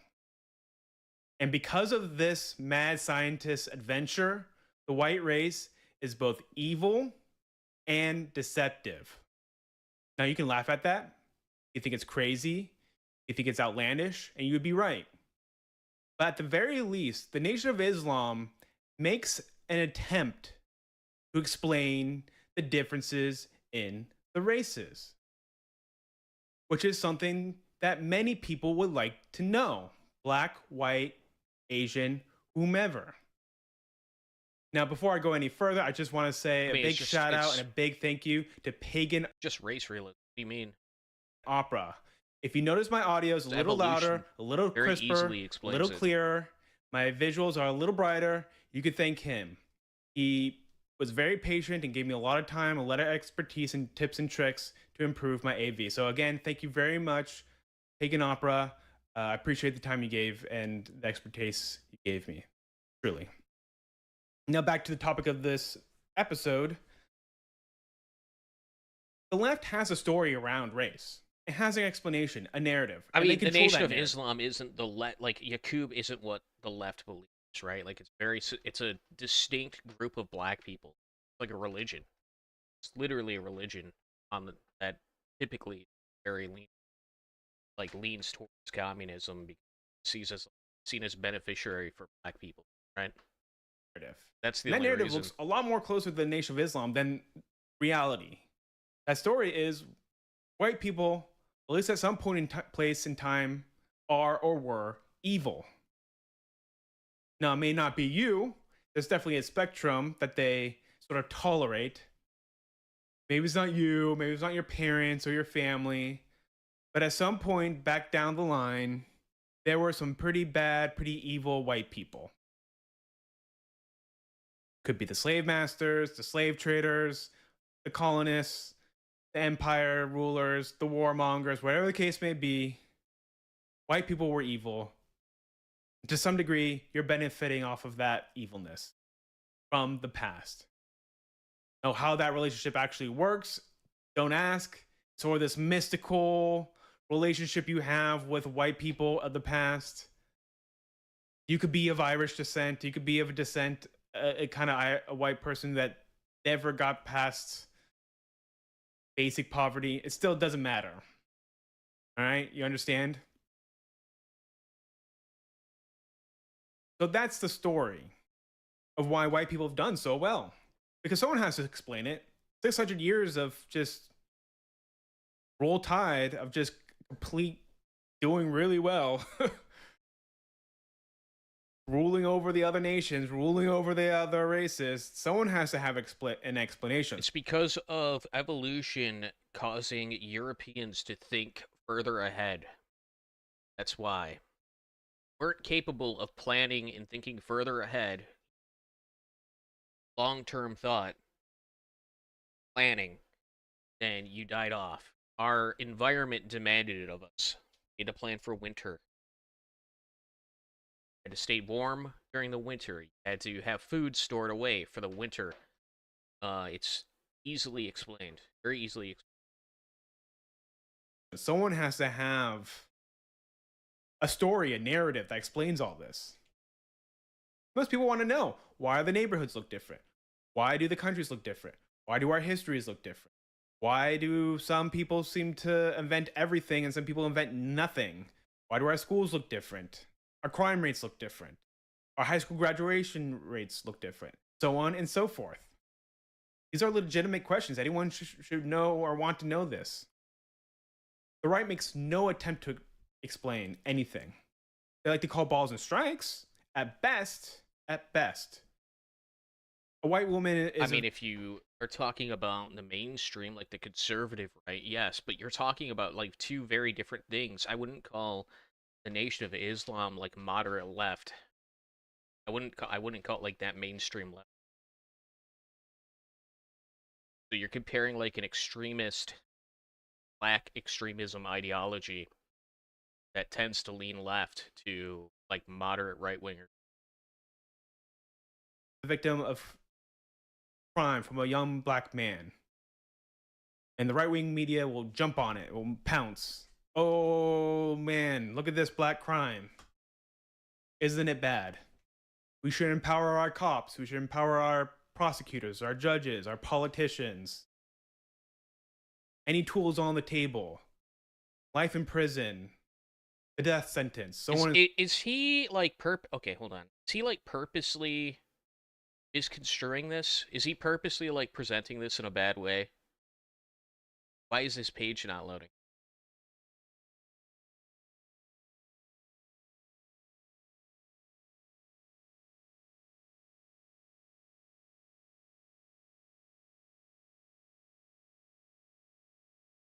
He's got a video about the dancing Israelis, NATO's Zionist plot to punish Spain. Uh-huh.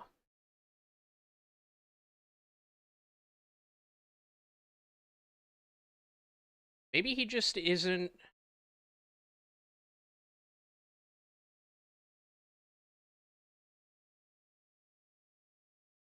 Maybe he's just like not there yet. Maybe this isn't like an ironic thing. Maybe he's kind of not here. Maybe he's not standing with us yet. Talk about race, ethnicity, history, religion, relationships, society, psychology, and more. I don't know. And so forth. Execute them. Okay, very well, but that doesn't explain why black people commit so much crime. It just doesn't. Doesn't explain differences in academic success. Doesn't explain our differences in our history. Well, like what I was thinking is that like maybe he's doing this to like try to appeal to someone that's not not really aware yet. You know what I mean? Like that hasn't actually taken the red pill, is unfamiliar with the reason why the races are different and stuff. Maybe he's like he's like taking a knee to talk to them at their level. Like that's what I thought was happening, but it might just be that he's not really there yet either. Doesn't explain much of anything. When they do try to explain things, it doesn't really make sense. It doesn't really, they dodge the race question always. They always talk about Western values. They like to use that code word West, the West, Western values, that sort of thing. It's Enlightenment values. It's Christian values. It's the values in our Constitution, in the Magna Carta. Maybe it's capitalism. Adam Smith, and his philosophical distinction. Maybe it's geography or some sort of other weird kind of guns, blood, and steel, or whatever that book was called, narrative. Maybe they just need to assimilate more. Like, well, we've been trying to assimilate black people here in this country for generations, for God knows how long. So that hasn't worked all that well. What is, like, they don't really talk about race. They don't want to. They might say, oh, we're all made equal. We're all equal under the eyes of God. A very beautiful thing to say, but come on now. We're all looking out into the reality and going like, well, there are differences. There's never been a black civilization. Look at all the adventures by white people in this country, and the list is endless. Then they go to Black History Month, and it's a guy who invented the peanut butter. I mean, come on. Who's going to explain the differences? And apparently, we've allowed the left, or we've allowed the black supremacists, or the Arab supremacists, or whatever the case may be, the non-white supremacists, this kind of alliance of anti-white, hateful people to write the story. I don't know if we've allowed the brother. I don't think people. Okay. I think that's just kind of like their. I think maybe like a lot of black people believe that, but I don't think the majority of people believe it. I think that most people realize it's nonsense. Narrative. I don't think they wrote the narrative. I don't think they control the narrative on this essentially. And so white people have to pay up. Have to pay reparations in the form of socialism and welfare and more migrants and saying they're sorry and being extra nice. I don't know any white people that believe non-white Yakub. I don't think I've ever met a white guy that actually believes, even like the most diehard. Doesn't make any leftist. sense. It makes no sense. And it's undeserved. So the real story is obviously race realism, as described by Jared Taylor, Douglas Murray. Okay. See, I was right. Okay, I was right. He took a while to get to it, right? But like that's what he's doing. He's taking a knee. He's like squatting down to talk to the kid, talk to them at eye level, and having trying to get this in, trying to instill this into them here. Those kind of guys, pretty much marginal figures. They don't write the textbooks. They don't write the school curriculums, obviously. But our differences are genetic. These produce differences in IQ and intelligence. There might be some personality differences too. There seems to be, it's hard to say, but kind of a risk-taking factor among white Europeans that I think our East Asian counterparts don't seem to have. I don't know what that is. That's something that's certainly of interest to me. I'd be curious to learn more about. But we're different, and it's based off of our genes. And it's quite strange, actually, our relationship between whites and non-whites, between us and the Skraelings, as my Norse ancestors would call them.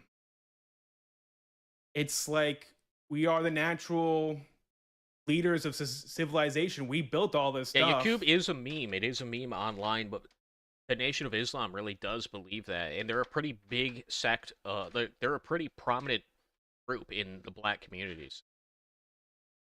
Like, a lot of black people actually do believe, like Nation of Islam believes. They really do. We maintain all this stuff, and we continue to maintain it. We built the roads. We built the planes, trains, and automobiles.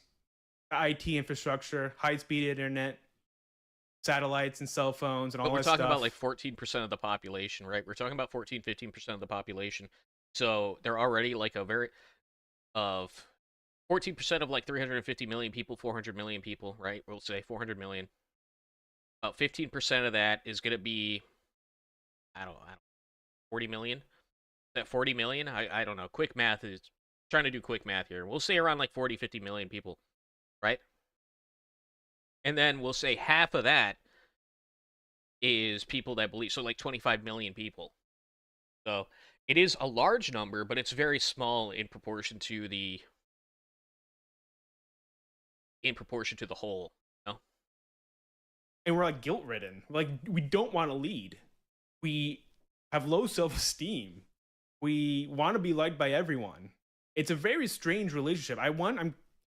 It would make for a great fantasy novel or a great sci-fi novel. And perhaps there is one already where one race of people are like natural civilization builders. They're like psychologically weak. They like want to be liked by everyone. They bring in these kind of lesser people, and they just insist that they're equal when they're clearly not. And the lesser people just kind of manipulate them into just giving them more and more stuff. And it's like just driven by this like resentful emotion relationship. This like overly this relationship emotional. Where one it party didn't start accelerating until like we allowed the emotional creatures in our society, white women, start having a say in politics. That's when our politics became very emotion based. Very, you know, if it wasn't tearing our civilization apart, it would be more interesting. But it's gotta stop. Which is why you see the majority of women in Western countries often are naturally left wing because they're emotional, and leftism appeals to people's emotions to try to get you to follow it. Not sustainable. I think everyone sees that now. It's not sustainable. Because we've created our legal system around this relationship. We have hate laws and hate speech that's so clearly focused on white people. Our NGOs, our urban governments, our universities, our school curriculums built around this racial hatred, this racial resentment of whites. It's like, we're the one that's building all this stuff, dummies. We're the one that's keeping it all together. You're punishing the golden goose, the golden child. Like, you keep punishing us, we're all gonna go down with this ship. You realize that? I don't know. It feels to me like the dichotomy, right? The left-right dichotomy.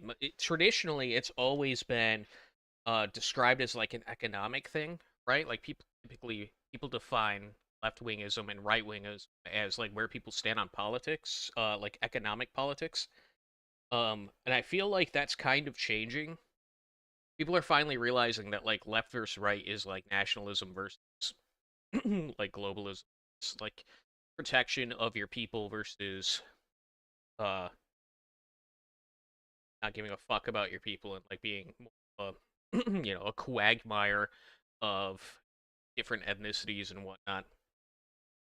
And I feel like that's the real measuring stick, because when I talk about like left versus right, I don't think like economic left versus economic right. I don't even think about economics. I don't care. The economics of it is like second. It's not in my first ring of problems that need to be addressed. It's a secondary factor, right? Bolshevism versus nationalism. Yeah, essentially, right? So I've always thought about it as like a nationalist scale, right? Where right wings are extremely nationalist and then left wing very anti-nationalist. And I think that is finally starting to kind of come around in normal thinking. Like civilization, you like your AC, your high-speed internet, your cell phones, you like all that stuff? It's not black Africans who are building it. FYI. It's not Amerindians Indians deep in the Amazon jungle. How do you explain the fact when white Europeans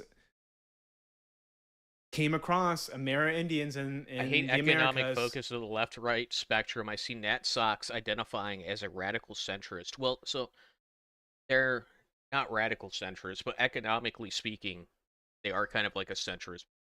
Makes sense to me, right? Because I'm not like a full-blown capitalist, right? Capitalism obviously is the better way forward. But there are aspects of it that do need to have guardrails put, right? They do need socialist guardrails to be put in place to protect the people from being exploited by the exploiters, if you catch my drift. If you know who I'm talking about, they typically have facial features that you could recognize and last names that are very distinguishable. But people like that will always try to exploit the working man, the nation that they reside in, monetarily, push their own agenda, right? And that's where these things kind of come into play as being like beneficial. Sub-Saharan Africa's right. Yeah. So it is economically, it is like a centrist position, but by no means like is it a centrist ideology. right? Extremely nationalistic. Americans in Africa, Aborigines in Australia, they hadn't invented the wheel yet. They hadn't had. You don't think they did not invent a mode economics of is the be all writing. end all? Yeah, no, I get that. Big difference. No, I get that, and I'm the same way. I was like, what I was saying is, economics really kind of falls to the wayside currently, as our problem right now. Even though like people would like to, everyone thinks economics is like a big deal right now, but the fact is that people can still afford food. People can still afford a lot of things. Economics is not the way that we're going to like sway people to your side right now. Right now, it's a law and order type thing.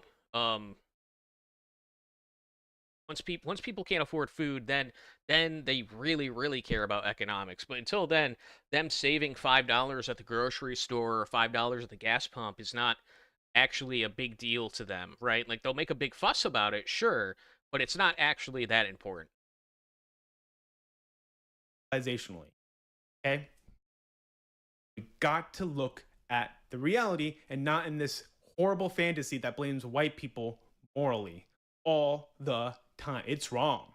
It's sick and it's wrong. And we're dragging our civilization down with it because we cannot develop a spine. It's ridiculous.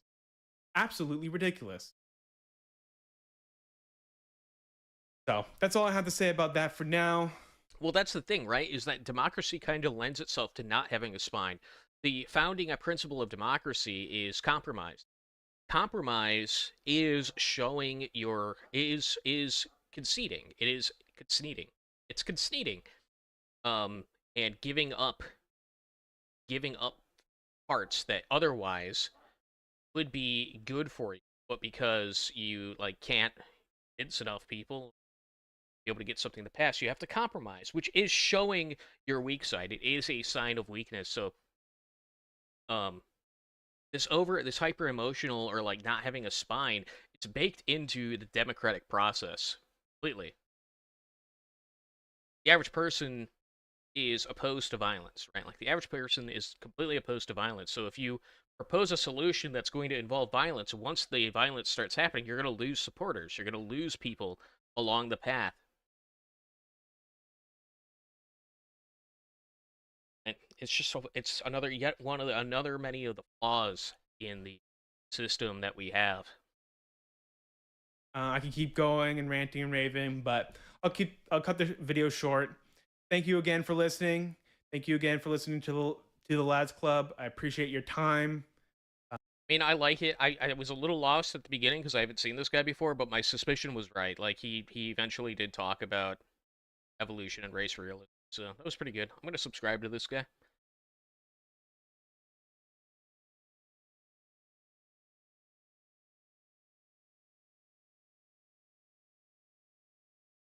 And had me a little bit worried there. But I do like the propaganda aspect of the video. He's trying to portray he's obviously lying, right? Like leftists do not believe in the Yakuza. It's not the majority held belief of the left, but he's portraying it as though it is, right? Portraying it as though it is, and that there needs to be a response to this. I do like that. I do like that there is like the propaganda aspect to that video. It's very nice. It's good.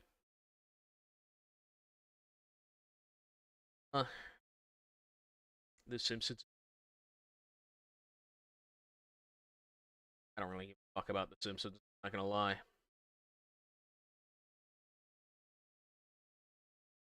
Why is there like a million powder reacts in my cover this Carl section?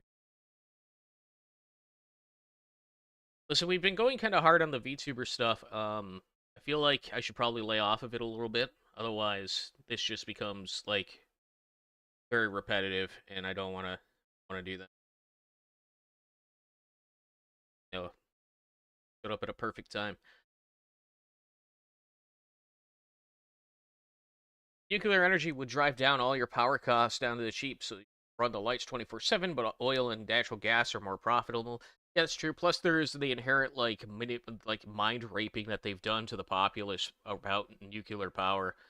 Even though it's like by far the safest thing, it's it's the safest form of like producing energy. It's the most green way of producing energy that there is, but people are afraid of it because a couple places melted down because they were built by people that didn't give a fuck and refused to spend the money to maintain the goddamn place. So, but if you actually build the place properly and you maintain it, it's not, you won't have a problem. Even if there is a meltdown, it won't escape the fucking facility. It won't like actually destroy an entire area. But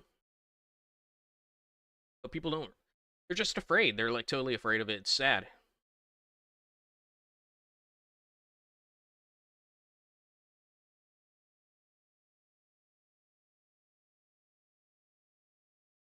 I know it wasn't you, Kristen. I know it's somebody else. It's AR. I think AR was put.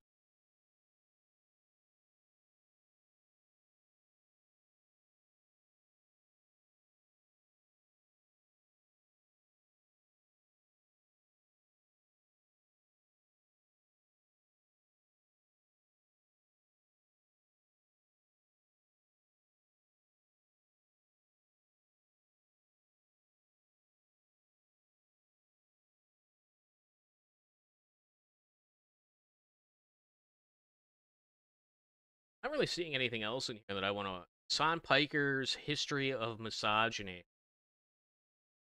Oh, is talking about the fucking. I guarantee you, I've covered that. The what did they call it? Bro talk? The bro tip? Yeah, it was bro tip. Son Piker's bro tip.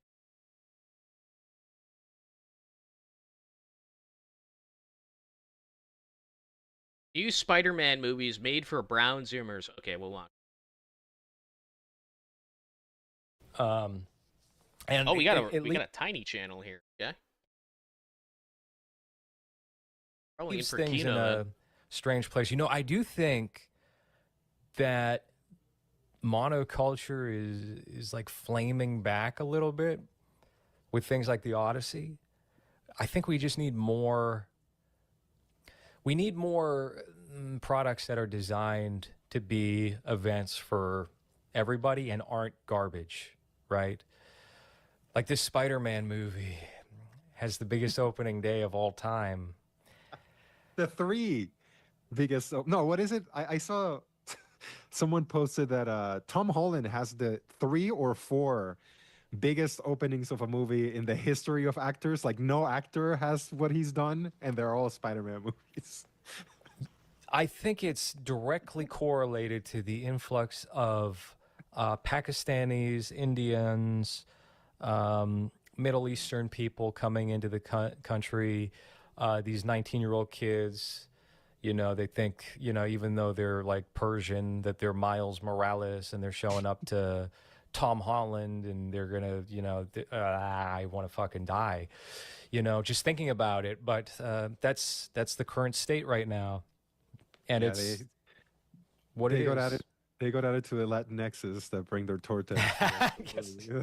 Yeah, those are always there. You know, that's 80% of those, whatever, 800 million, however, how much the movie fucking made. It was something ridiculous. Yeah. Especially for this year. I can't wait till we have like this whole new race of people with the flood of Moroccans in Spain. I wonder what that'll look like in 30 years. Boy, howdy. But they're going to love Spider-Man movies, especially if they make them this way. Dude, it's made $1 billion already. No way. No. That's not 932 million worldwide already. Has anyone seen this movie? Well, it just came out on Thursday here, but no. I mean, oh no, I do have a friend that has like this, his wife, and he's like obsessed with Spider-Man, but that's like the only. He's got a wife, and he went. Does he have a kid? No. Oh, man. He shouldn't. Oh. He shouldn't. He's one of those people that shouldn't. He should not have kids. But he's like obsessed with Spider-Man, so he's the only person that I know seen it. And if you look at the box office here, domestic is 360, but international is almost 600 million. Terrible. It makes me sad because you crazy. don't have to make movies this way. Dude, I didn't even know a new Spider-Man movie came out. So out of touch. We saw that. We know that. Next to James Franco. I gotta bring back Out of Touch Thursdays. Who was the Green Goblin in the Sam Raimi movie. It just describes me so well. Spider-Man 2. One was going around where it's Dr. Octopus waking up on the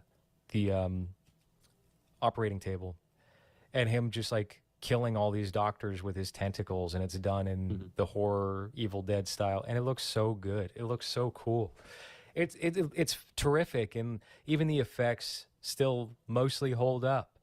But you look at Spider-Man here, and there's like no definition to Spider-Man's face or outfit, you know, because they don't actually have him in a mask a lot of the time. I hate it. I despise it, you know, and I fear that the quality of taste. Really? So they stopped. The superhero like being in a mask is like done. Is that done? Does it remind people of Ice Agents too much? So they've written that out of Marvel, out of the Marvel-verse. People don't really listen. Is that how it goes? It reminds people too much of Ice Agents, and Ice Agents are bad. They wear bad people wear masks, right? Yeah, never mind Antifa. Except for Antifa. Those guys are great. They can wear all the masks they want. Has declined so much generation to generation. Like Gen X. That's actually, wait a minute. That makes so much fucking sense now that I think about it, right? Because the reason they wear the mask is because if the evil guys learned who they were, they would go after their family, right? And that's the argument that mainstream right-wingers use to justify Ice Agents wearing masks. So they have to take it. They have to take it out of the Marvel shit to reinforce like the argument against Ice Agents wearing masks. Do you see what's happening there? Am I having a schizo moment right now? Or does that make fucking total coherent sense? I don't know, man. I might be reaching, but that seems totally reasonable to me. I might be having a schizo moment. Had good taste. Boomers had great taste. Millennials, oh, you're riding the line. It's 50-50. Like some millennials have really poor taste, but some are fine. You and I think, have good taste. And then Gen Z. Yeah. Ooh, that one's a hard. I mean, part of it is like, you know, are you just becoming old and you're not relating to the taste? But no, some of it is actually just like plain lesser quality. And I think the Spider-Man movies are an example of this because it's storytelling at the end of the day. It's storytelling, effects, action, and your fucking villain is Stranger Things. The worst part is that, like, I'm not a Tom Holland fan. I don't think he's terrible as Peter Parker, but there's not. We're going to talk about this on the episode. That's good. Like, no, that's good because he's going to be Peter Parker for the next 35 years. Just a clip channel, or is this like their actual official, unofficial low-res clip channel? Okay, I don't know who these people are. Who are these people? They talk about Fish Tank apparently. Their clips don't get a lot of views, so I imagine it's like a smaller. It's like a smaller podcast or some talk show. Is he eating bugs? What? I can't even tell what that is. And is it a bat? Oh, is he eating bat soup? I see. I have no fucking clue.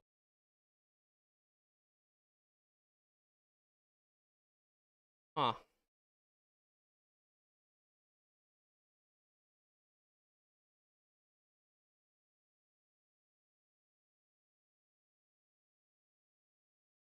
Interesting.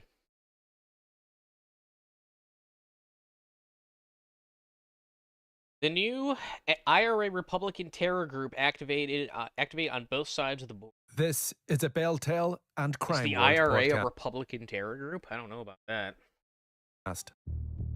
The seizure last week of a bomb containing almost 400 grams of Semtex has put the new IRA back in the news. The sophisticated device has fueled fears that the group has gained access to fresh stocks of military-grade explosives. Only 200 grams of Semtex would be necessary to completely obliterate a car. You have 400 grams seized here, so it would have caused significant damage. There has been a resurgence in violence by the dissident Republican group in recent months. The new IRA has long been associated with Derry and with the Cregan estate especially. Do we have something about this that isn't like a still image? but there are indications the group also has a presence in Dublin. So Which who are the new like IRA? How capable are they in 2026? To watch this. And are they different north and south? I'm joined by Robin Schiller, news and security correspondent with the Irish Independent. Robin, you're very welcome to the Bell Tell. Thanks for having me on, Kieran. Robin, 2 people have been charged in relation to a suspected new IRA bomb plot. Those people are innocent, of course, until they're proven guilty, but it has thrust the new IRA into the spotlight. Can you remind us, and I'm sure our regular listeners have heard this many times, but who are the new IRA? Yeah, so the new IRA are essentially the latest incarnation of this distant Republican group, the Irish Republican Army, which really were their remnants sent back to the peace process and the Good Friday Agreement in 1998, and Republicans, hardline Republicans who reject that peace settlement effectively. Now, the new IRA was officially formed in 2012. Okay. Do the Count Ancula video. I meant Republican as like American Republican. Didn't mean the literal term Republican. Still.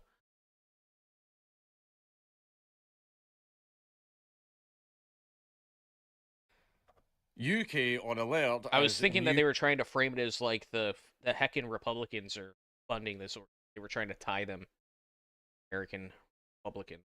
IRA hatches civil war plot to drive migrants out of Ireland. Now, there's a little bit of information regarding this, but I'll just save it for the end. The new IRA is planning a violent campaign aimed at driving migrants out of Ireland. Do you think he keeps this hat here so that like one day he can finally like take this hat off? Do you think that that's what the play is? Is that like one day the dream is to be able to take off the libtard, I mean not the libtard, excuse me, the lolbutt cap that he's wearing and swap it out for this one? That's why it just sits there waiting. I feel like that's the bit. I feel like he's waiting to do that, right? Where it's like the Simpsons, the gif where like the fucking nameplate flips around. it's like actually we were this the whole time with the evil laughing. Officials have warned. Now, a lot of people say, what is that like the IRA? Is it the provisional IRA, the new IRA, the old IRA, the fucking new age IRA, the proto IRA? We don't know because they've had that many schisms that we're not really sure which group is which. Now, it's called the new IRA, but the new IRA is actually kind of old as well, because it's weird. It's very, very difficult to keep up, and it seems that none of them disagree with each other. Remember, there was a point in history where Ireland had a civil war within its own IRA, and the British Armed Forces were supplying guns to the IRA so that they could fight the IRA. The IRA is complicated. Where are they now? Well, Sinn Féin, technically, but not actually, because there are more splinter groups. You want to talk about, I mean, the whole thing is really over, a religious schism. Basically, Protestants separated from Catholics, etc., etc. They don't like each other very much. Hey-ho, there you go, right? But the IRA themselves have had many, many, many schisms, and it's just complicated, and it's very, very difficult to keep up with. Security bosses fear the Republican group, which succeeded the real IRA, yeah, because that was another IRA group, has been exploiting tensions on both sides of the Irish border.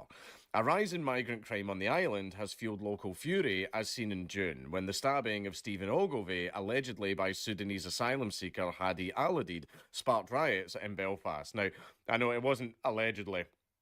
Like, we saw it, there was video, but however, because they're like a news place, they're not allowed to prejudice trials. Don't know what that... Not allowed to prejudice the child. Don't know what the fuck that was. They're not allowed to prejudice trials, right? So even though it's on video and you can see him doing it, they still have to say allegedly. Security sources told the Mail last night that in the group, which still pursues a united Ireland, is capitalising on these grievances. I would argue not actually, because they're supposed to be there to sort of protect the native Catholic population from foreign invaders. It's kind of, so basically it's the only IRA doing what it's actually supposed to be doing. But anyway, where was I? There are concerns a campaign could push a fresh wave of migrants from Ireland into the UK, especially across the Northern Irish land border. A video appeared last week on social media in which an unidentified man issued threats against migrants on behalf of the IRA. So we'll Well, that's the bit I'm going to come to. Let's see if it talks about it. They will take control and they will give an ultimatum, not to politicians, but to the illegal migrants who are in the country, he says. The man claimed the British Army had respected the IRA during the Troubles for their effectiveness and professionalism. It is now going to be time for civil war, and that is exactly what these guys are going to be doing, and can you blame them? This will be a major wake-up call for the authorities. These guys will show them how it's done and give them 24 hours to leave.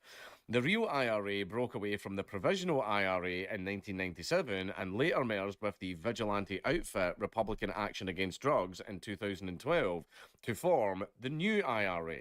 And the provisional IRA originally broke away from another IRA. It's complicated. The group has links with Scottish nationalist groups in Glasgow, which help promote it through social media. In July, 25-year-old law student Isabella Pierre-Sullivan was charged with possessing explosives after a bomb was found in a vehicle in the Republic of Ireland.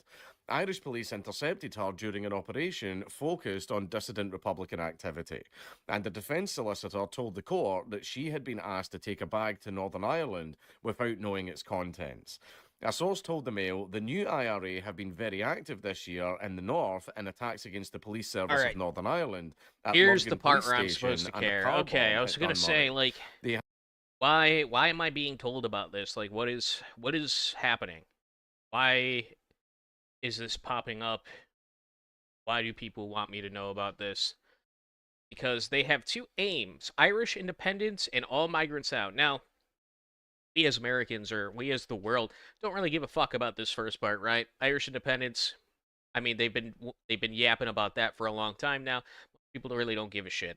But this second part is the part that probably got everyone's panties in a bunch. This is the part here that they give a fuck, that they want you to know about, they want you to care about. Okay. They have two aims: Irish independence and all migrants out. Obviously, that became a problem. We believe it is part of a power struggle going on between factions within the group of the old IRA, the real and the new IRA. All of the brownoids There's a lot of IRAs, with the new incarnations advocating a campaign of violent intimidation. A Home Office spokesman says that we have a close and collaborative working relationship with Ireland on migration and border security. This includes a mutual commitment to protect the common travel area from abuse, delivered through joint work to identify. So this is the new IRA. It's better than the old IRA, that's for damn sure. They're racist? Based? Trends as they emerge. They're not really doing much to actually curb migration in any way at all. Now, I know some people were seeing this like on Twitter and they were going, heckin' based and red-pilled. Anglos rise up, although don't call them that. They might be very upset if you call them that. Right, I don't like being called Anglo. Imagine how they feel. Right, but basically, it turns out that the source for this is just one video from one guy. And it's not being confirmed if he's even a member of the real IRA or anything. And like, it seems that the real IRA themselves haven't really put out an official statement. All they have is just this one video. But basically, intelligence services have seen the video and went, oh my God, and basically ran with it. Now, the new IRA, or the real IRA, who fucking knows, right? So basically, the new IRA have been a little bit active. They've been doing the occasional little car bomb, a little throwback to the good old days, those troubling times as they became known as, right? But basically, they have been a lot more active. And I know that the problem with most of the IRA groups is they're all communists, right? Which basically means they are self-defeating. They're completely undercutting their own message, where it's like, true? We want these foreigners out because they come in and they take positions of power and they prey on us and they steal our money and they treat us like absolute shit and they see us as like third-class citizens. So the R doesn't actually stand for R, huh? Country. So we want to get the R should be a C, filthy bastards out, and then we're going to open our border and invite 1 million billion migrants, like, dude. Who are going to do the exact same thing, in fact, a lot fucking worse. Right, look, I'll admit, the black and tans and the British soldiers, especially the paras, they had one or two fucking, the SAS as well, actually. They were in civilian clothes carrying out drive-by shootings. Did you know that? Yeah, but basically, they all had a few gamer moments, in the 60s, 70s, 80s, and 90s, right? There was a good few gamer moments that did happen with them, but at least they weren't pinning guys down and carving their fucking eyes out. in the middle of the street. At least they weren't doing that. At least they weren't going around like raping young girls. In fact, soldiers actively avoided that because they would be in some safe pub and some, you know, beautiful little 23-year-old, like absolutely stunning Irish girl would walk up to the soldier and be like, "Hey, big boy." That's not how I dated an Irish girl. I'll never do that again, right? But basically, they would go up and like flirt with the soldiers, and the soldier would go, "Me?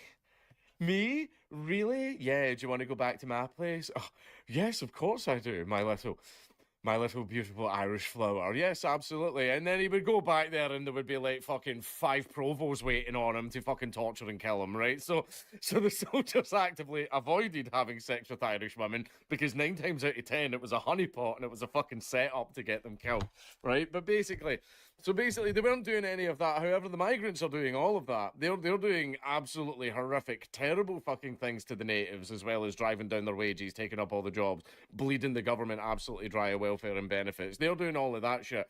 But the IRA, most of the IRAs right now don't seem to have a problem with that. So basically, they're not really for Irish independence or for Irish people in any way whatsoever. They're just not. Basically, they want the same thing they have now. They just want to change the colour of the people doing it. Right, so again, that's why you see the old IRA groups, the ones that have, like, see the old message of Irish unity, you know, the Ireland belongs to the Irish, blah, blah, blah. Fine, no problem. No problem with that message whatsoever. That's fine. It's been lost to time. Probably subverted by usual suspects. Children, but basically the overall message, fine. That's fine. However, probably was infiltrated by some fucking intelligence agency. It's just a massive fucking contradiction. That's all it is. So basically, any IRA group that is all communist and socialist and open borders, I don't take them seriously. It's a LARP, right? Because they're totally undercutting their own message, and it's sort of like, I know that your ancestors back. Okay, so any of this IRA shit that you see online, I guess, is not true. So pay attention to it. Thank you, Dankula. Video essays are slop. Aesthetics beat arguments. That is true. It's true. Why I hate most nationalist influencers. I've often found myself becoming more and more. Guy is very quiet. I might have to turn the volume all the way up. This one. Cynical. Very small channel as well. Wow. Okay. In regards to how I view most influencers, like, I mean, go figure, a lot of them are fucking slimy behind the scenes, but it's just like, is there no integrity at all? Is there, like, any fucking principles to what so many people are saying? And it's like, again, a lot of you probably know this. Okay, a lot of you are probably older than me. Okay, I would say that he probably started off, but once the money came in, like, it corrupted him, right? Also, like, the principles thing, there are times where it is acceptable to break your principles to achieve something, right? Like I was talking about, the way that conservatives aren't willing to fight dirty when their enemy is obviously fighting dirty, and if you don't employ the tactics that obviously work, then you're probably going to lose, right? So there are instances where I feel like it's acceptable. It's acceptable principles to be kind of late side in order to win. Yeah, like, again, pretty young. I'm 18. But when it comes to influencers, I think that winning for them constitutes making money, right? So not really a justifiable reason to do that. And only like fucking last year was I like full on like shifting ideologically after the whole Charlie Kirk assassination, which was a big turning point for me, where I really started to get into all of the dynamics of the right wing, of these nationalist circles, of these nationalist spheres. And I've talked to a lot of people, I've gotten to know a lot of people, and I got to see the behind the scenes of a lot of stuff. And again, not going into all of the details, obviously, but much of it has disgusted me, especially how many people have been treated, how many people have been sidelined, and just the sheer lack of I guess, level-headedness amongst all of these people. Or just the straight-up shilling and grifting much of them have, not naming any fucking names, but again, the sheer state of it all is absolutely fucking pathetic. I look at the state of Australian nationalism, and it is absolutely pathetic. Alright, and again, this might apply to your country too, it might not, it might apply... If something truly disgusting was happening, if you were truly repulsed, then why would you not name names? Right? Why would you not give examples? Air for $2. Thank you, man. Hey, man, how's it... for $20. Excuse me. Thank you. Hey, man, how's it going? It's going good. I'm just watching a few videos. Probably will end the stream here in a little bit. But for the most part, it's going good. Apply to some figures, it might not apply to all of them. Okay, I'm just talking from my experience. And in my experience, I've found it's very important that, I don't know, you maintain some level of honesty, level-headedness, again, and actually treat people with respect. And what I've seen is, again, none of that. The sheer dogmatism and, again, any opposing view, again, respect this has just become earned, it's not given. One of the worst fucking aspects of the left. It's you can't go into a place as an outsider and demand respect, right?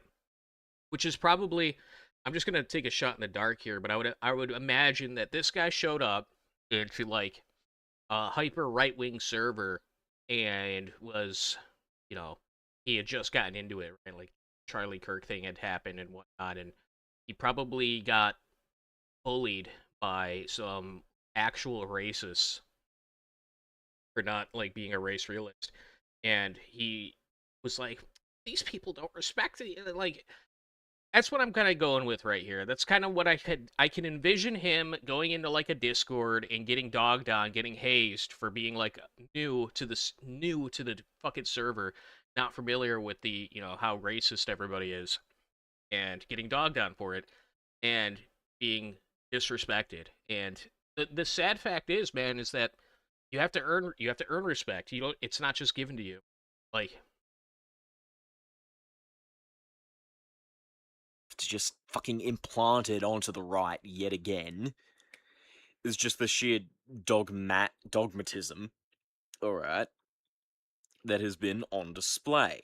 And it's not like they're saying anything retarded, okay, like, they're just good workers, no, like, in regards to, like, fucking Indian immigration or some shit like that.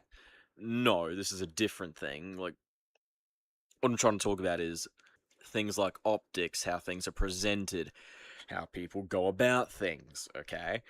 And from what I've seen, it's just been very contradictory. Like, I've seen people get thrown under the bus for saying that someone else is probably not a good fit, and then later when they get into a drama with said person, they throw that person under the bus, which, again, like, they should have been ejected in the first place, obviously. But then they, again, just sideline the other dude who was, like, ringing the alarm bell the entire fucking time. So, like, again, it doesn't impact them until it hits them straight in the face. Again, metaphorically speaking, of course. It's just so fucking tiresome to witness. Yeah, but I'm a little lost. What about you guys? I'm a little confused as to like what he's talking about. Drama is just kind of a thing that happens, right? When people socialize, drama is kind of inevitable, and it's a very, like, I get it. Sometimes it's fun, depending on what it's about and who it's about. Like, it can be fun, but it's a very like feminine coded thing. But it's a thing that happens, right? When people interact with each other, drama is going to stir up at some point. So I don't understand what the issue here is. Can we get anything serious? Can we get anything that's just normal? Okay, is it so hard to act fucking rational? Is that really hard to ask for? Sorry if I'm just yapping and just rambling off, but, like, I do mean it. I see all of these people, all of these groups, all these cliques, it's just bullshit. It is so much fucking bullshit. And I really am doing my best to talk about it without naming any names, but this influencer culture, and again, who many of these people are supporting is just not good, okay? You've got Hugo Lennon and other people in that kind of orbit of young, okay, nationalist creators who are then trying to back One Nation, which is just like, this is just Australia's reform, okay? This is Australia's reform UK. It's not going to change anything. It's simply a containment party meant to corral and control any dissident forces within the population to just waste their energy. This happened with Trump, okay? All of the energy was expended on, again, this election to get some populist figurehead who was now taking up the arse from the Somerset Isles, okay, from the Aldmeri Dominion, okay? He is sending a lot of money to Alnor, if you get what I'm saying, okay? But that's beside the point. None of it is building up anything genuine. Nothing is actually focused. Nothing is actually coherent. They're not creating anything of substance. They're not educating people in a truly, like, again, substantial way. Like, okay, cool, we're getting the arguments out there, but are you building anything else up on the side? Like, sure, we've got alternative So they're not media, doing we've got enough? the news, okay, we've had parallel institutions built there, but again, like, seriously, do we have anything? I mean, we're that is, talking about influencers. again, like, their job is to fucking talk online, right? Are they like, what do you expect them to do? Should they like should they form terrorist cells? Like, what do you want them to do? I don't know, man. It seems like you expect too much from these fucking people. They're just dudes online, right? That got lucky and have an audience. That's all it is. That's really all it is. Maybe maybe they're like kind of good at speaking, or they make like funny videos. Like, I get it, but I think you're expecting too much. You're looking at them as like something that they're not. They're just fucking guys with an internet connection, all right, and free time. Fucking school or sort of university, anything like that being built, okay? Networks for people, okay? Anything alternative on the side that is just not more fucking screaming in the air over bullshit that does not matter in the long term. Like, again, apologies if I sound vague, but it's very annoying and I don't want to step on too many eggshells, alright? It's just... I think you just fucking expect too pathetic much to witness. You'll see people with genuine goodwill come up, and they actually do good things. And the most painful part about it is that out of all the people I have watched, I have seen, and are actually doing things, they are sidelined the most. Which is, again, like, I'm not expecting them to be like the fucking massive size of all of these creators, and honestly, I'd argue like that can't be a bad thing, but that's a topic for a different video about visibility or whatever. But at the end of the day, like, we're not getting any genuine voices out in the open, okay? It's just slop being fed to you. Again, like, don't fall for it, okay? Like, again, don't send people like fucking Hugo Lennon money, okay? I don't think that guy needs any. Alright, Ozpil is already fucking wealthy enough. I don't know who that is. Okay, He's again, talking I'm not about trying like to like Aussies that discourage. I'm unfamiliar Like, with. again, anybody who's wealthy, okay, like, just because like you've got fucking money, it doesn't mean you're a bad person or whatever the fuck. But I'm just like, I don't really think he's got the best of intentions. Alright, like, I've held my tongue on a lot of these people for quite a while. I don't and imagine he's it's talking just... about like really big creators. I don't think he's talking about like really big influence, right? Because I doubt that he is like has any tea to spill about, actually like really large influential people. I assume that he's talking about channels around maybe under 100K, around 100K subs.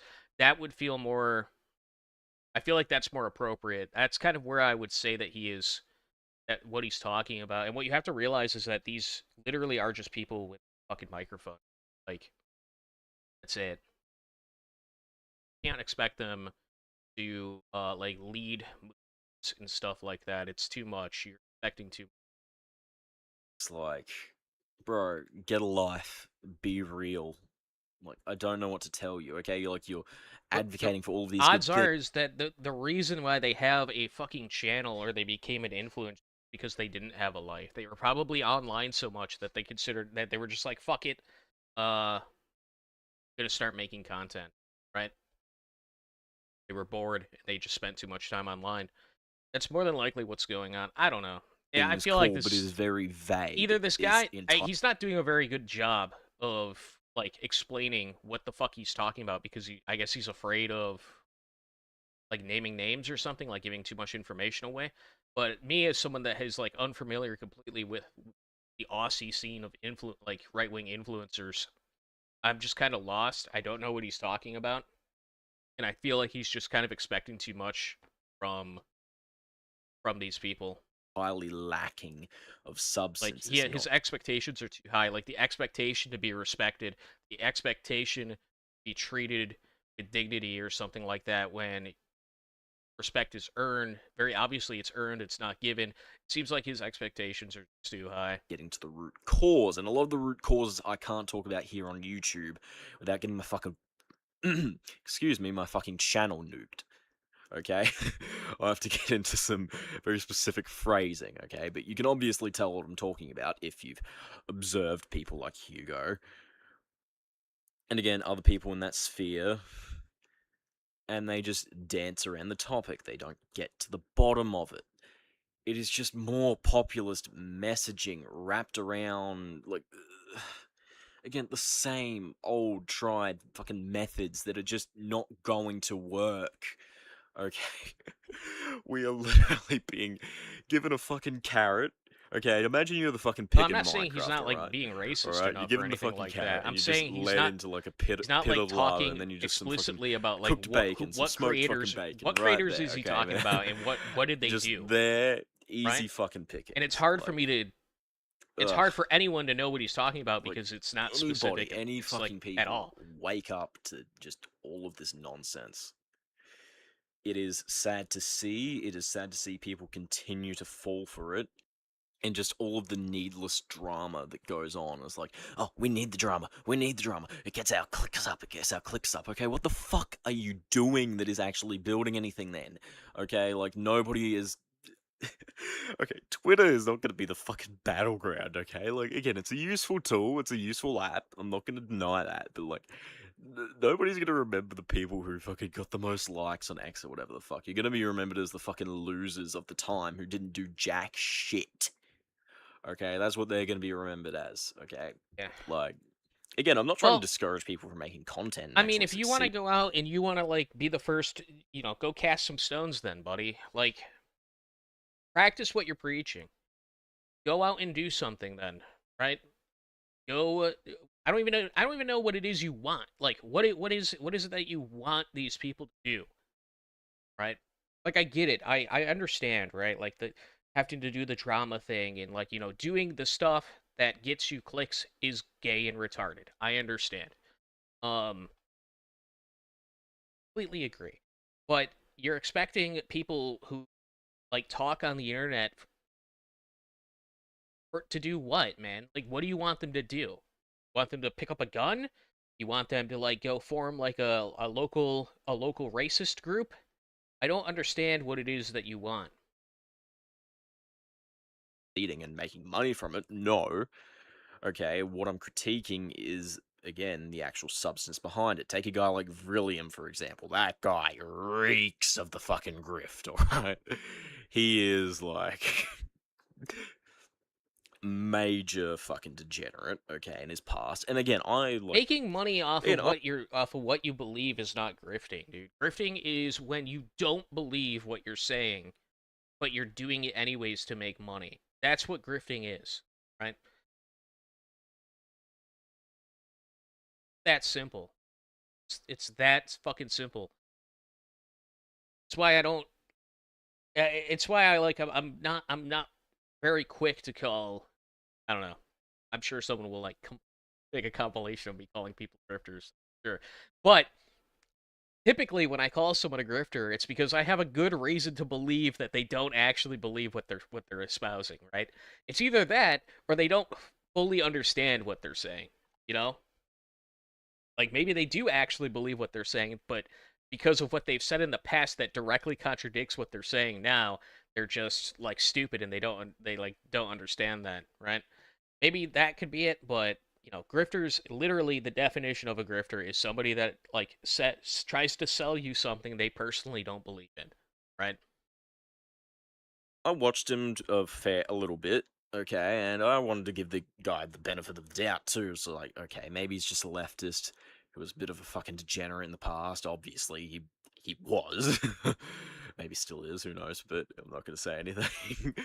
Yeah, I It's don't just know. like, okay, we'll Who's see how that? this guy goes. No, and he's got no problem with just the continued third worldification of the United States of America, of his own nation, and people like that don't really deserve the spotlight they get. Then again, as Rhetorically Defective has said in a video of his, hey, maybe it's botted and paid for. Okay, who knows? Go watch that video if you haven't seen it. Okay, I really recommend Rhetorically Defective. He's funny as fuck, very insightful. I love watching his videos whenever I get the chance. But that's besides the point. Okay, these greasy looking, fucking slimy pricks. Giving some At shout-outs. the end of the day, as I have repeated this entire video, do not deserve the spotlight they have. They do not deserve the attention. They do not deserve your fucking money. Okay? You want change? Do something yourself. Be fucking better than they are. Use them as a cautionary tale. That's all I've really got to say on these kinds of people. Apologies if it sounded he didn't give any examples of, like, what he actually wants people to do, right? Like, what does he expect from... I mean, I get it, man. I feel like I probably thought the same thing a while ago. You know what I mean?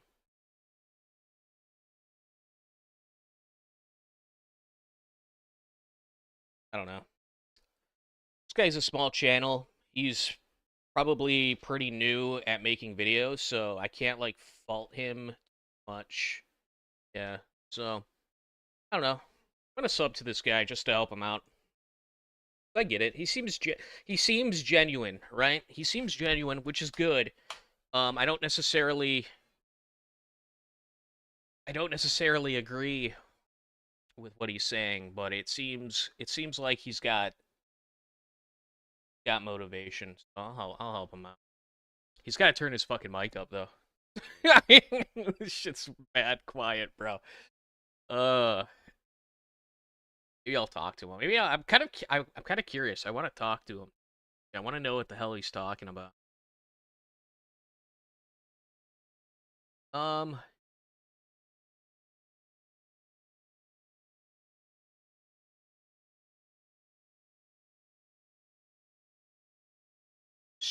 He's a strange grifter who him? Oh, really?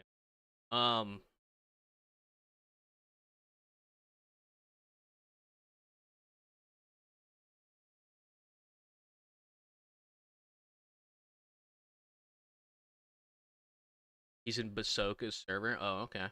I'll try to remember that. I'll ask him before.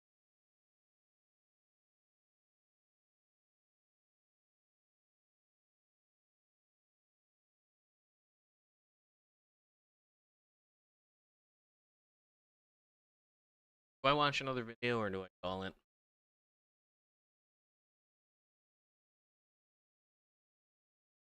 Mattress fucked my back up, man.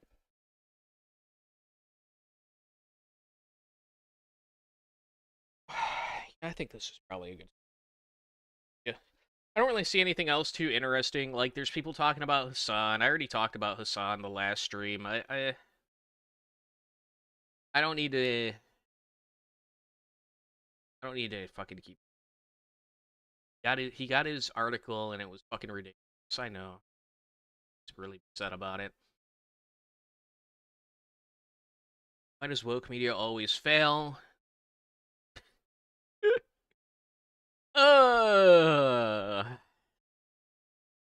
Brother. These fucking people, man.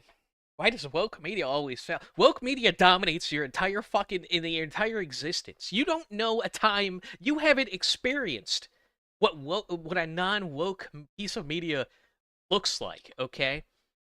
This is, we're going back very far, dude. Very, very far. You have never lived during a time where what you were consuming wasn't woke, okay? It doesn't mean, woke doesn't mean it didn't succeed. It's that simple. There has been left-wing ideological injection through your entire life. You have never viewed a piece of media that was not subverted in some way.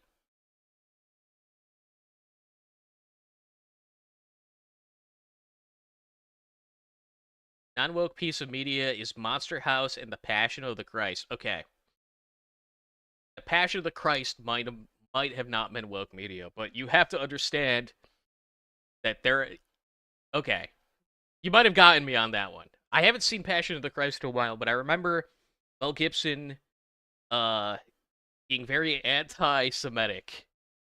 So it came out when I was young. So I'm, it's been a while since I've seen it. But I remember the fallout after that happened. They fucking tried to ruin that guy. So you might be right. But excluding like these one or two exceptions, the majority of all media, the vast 99% of all media you consume is subverted by leftist ideology, okay? There was a time back in the day, black people weren't allowed to be on TV. Just wasn't allowed. It was not a thing, okay? It wasn't because until left-wingers got their way.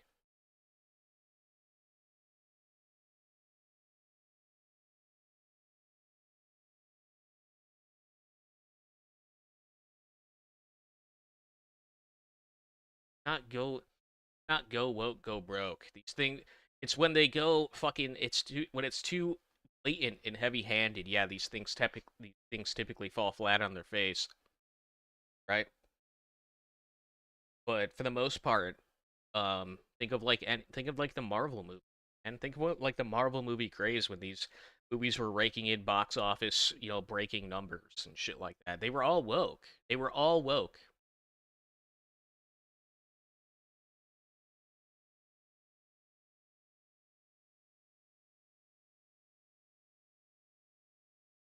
Lost my entire audience.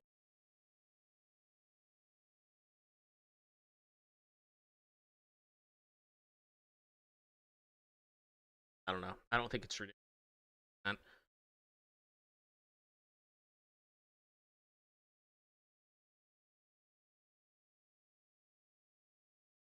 Why did movies go from being well written and implicitly woke to poorly written explicitly woke trash? What's the motive behind that? It's not necessarily a motive, it's the effect, right?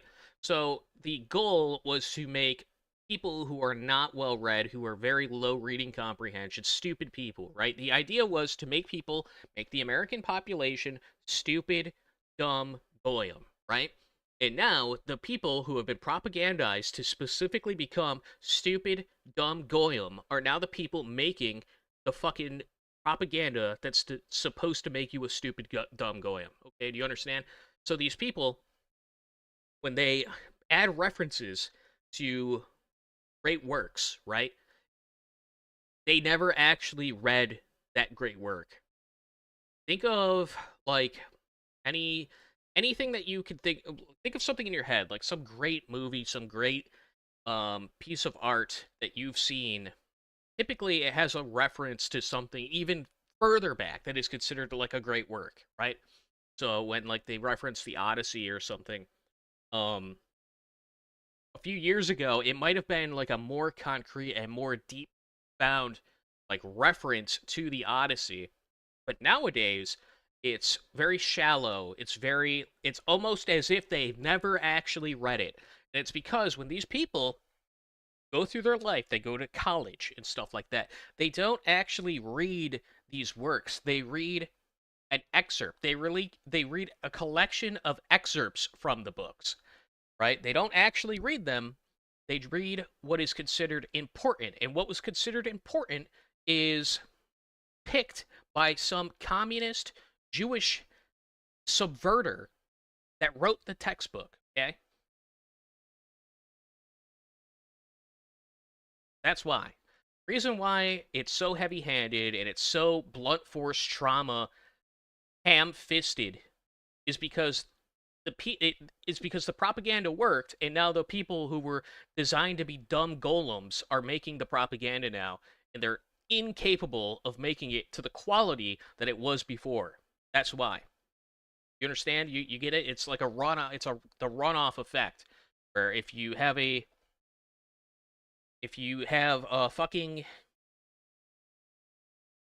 child who is taught that 3 plus 3 equals 5, that child will go on to teach his kid incorrectly as well. Yeah? So, that's kind of the idea.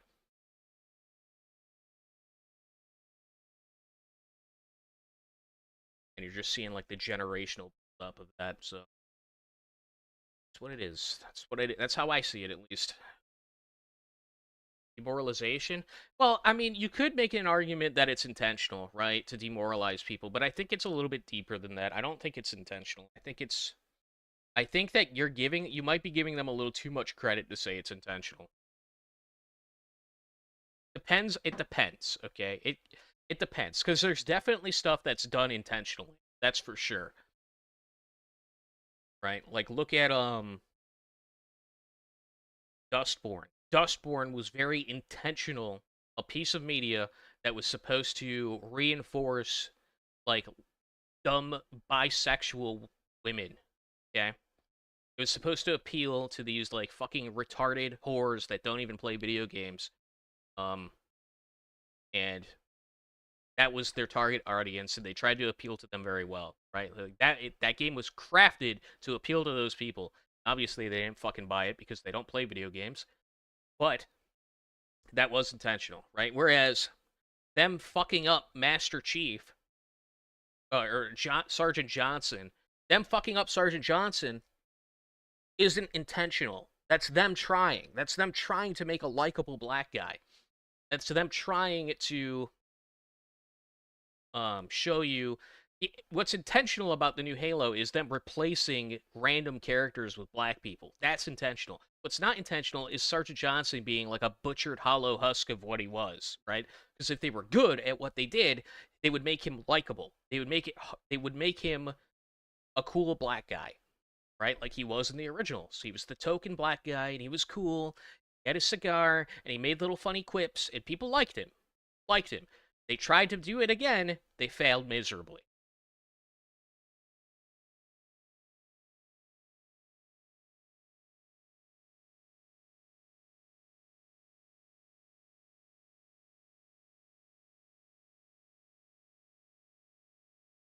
So retarded propagandists made media that influence propagandists who are more retarded. Yes, they're more retarded now, essentially.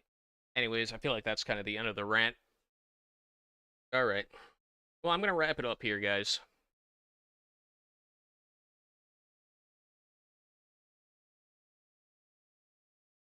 Y'all have a good night. I'll see you tomorrow, probably.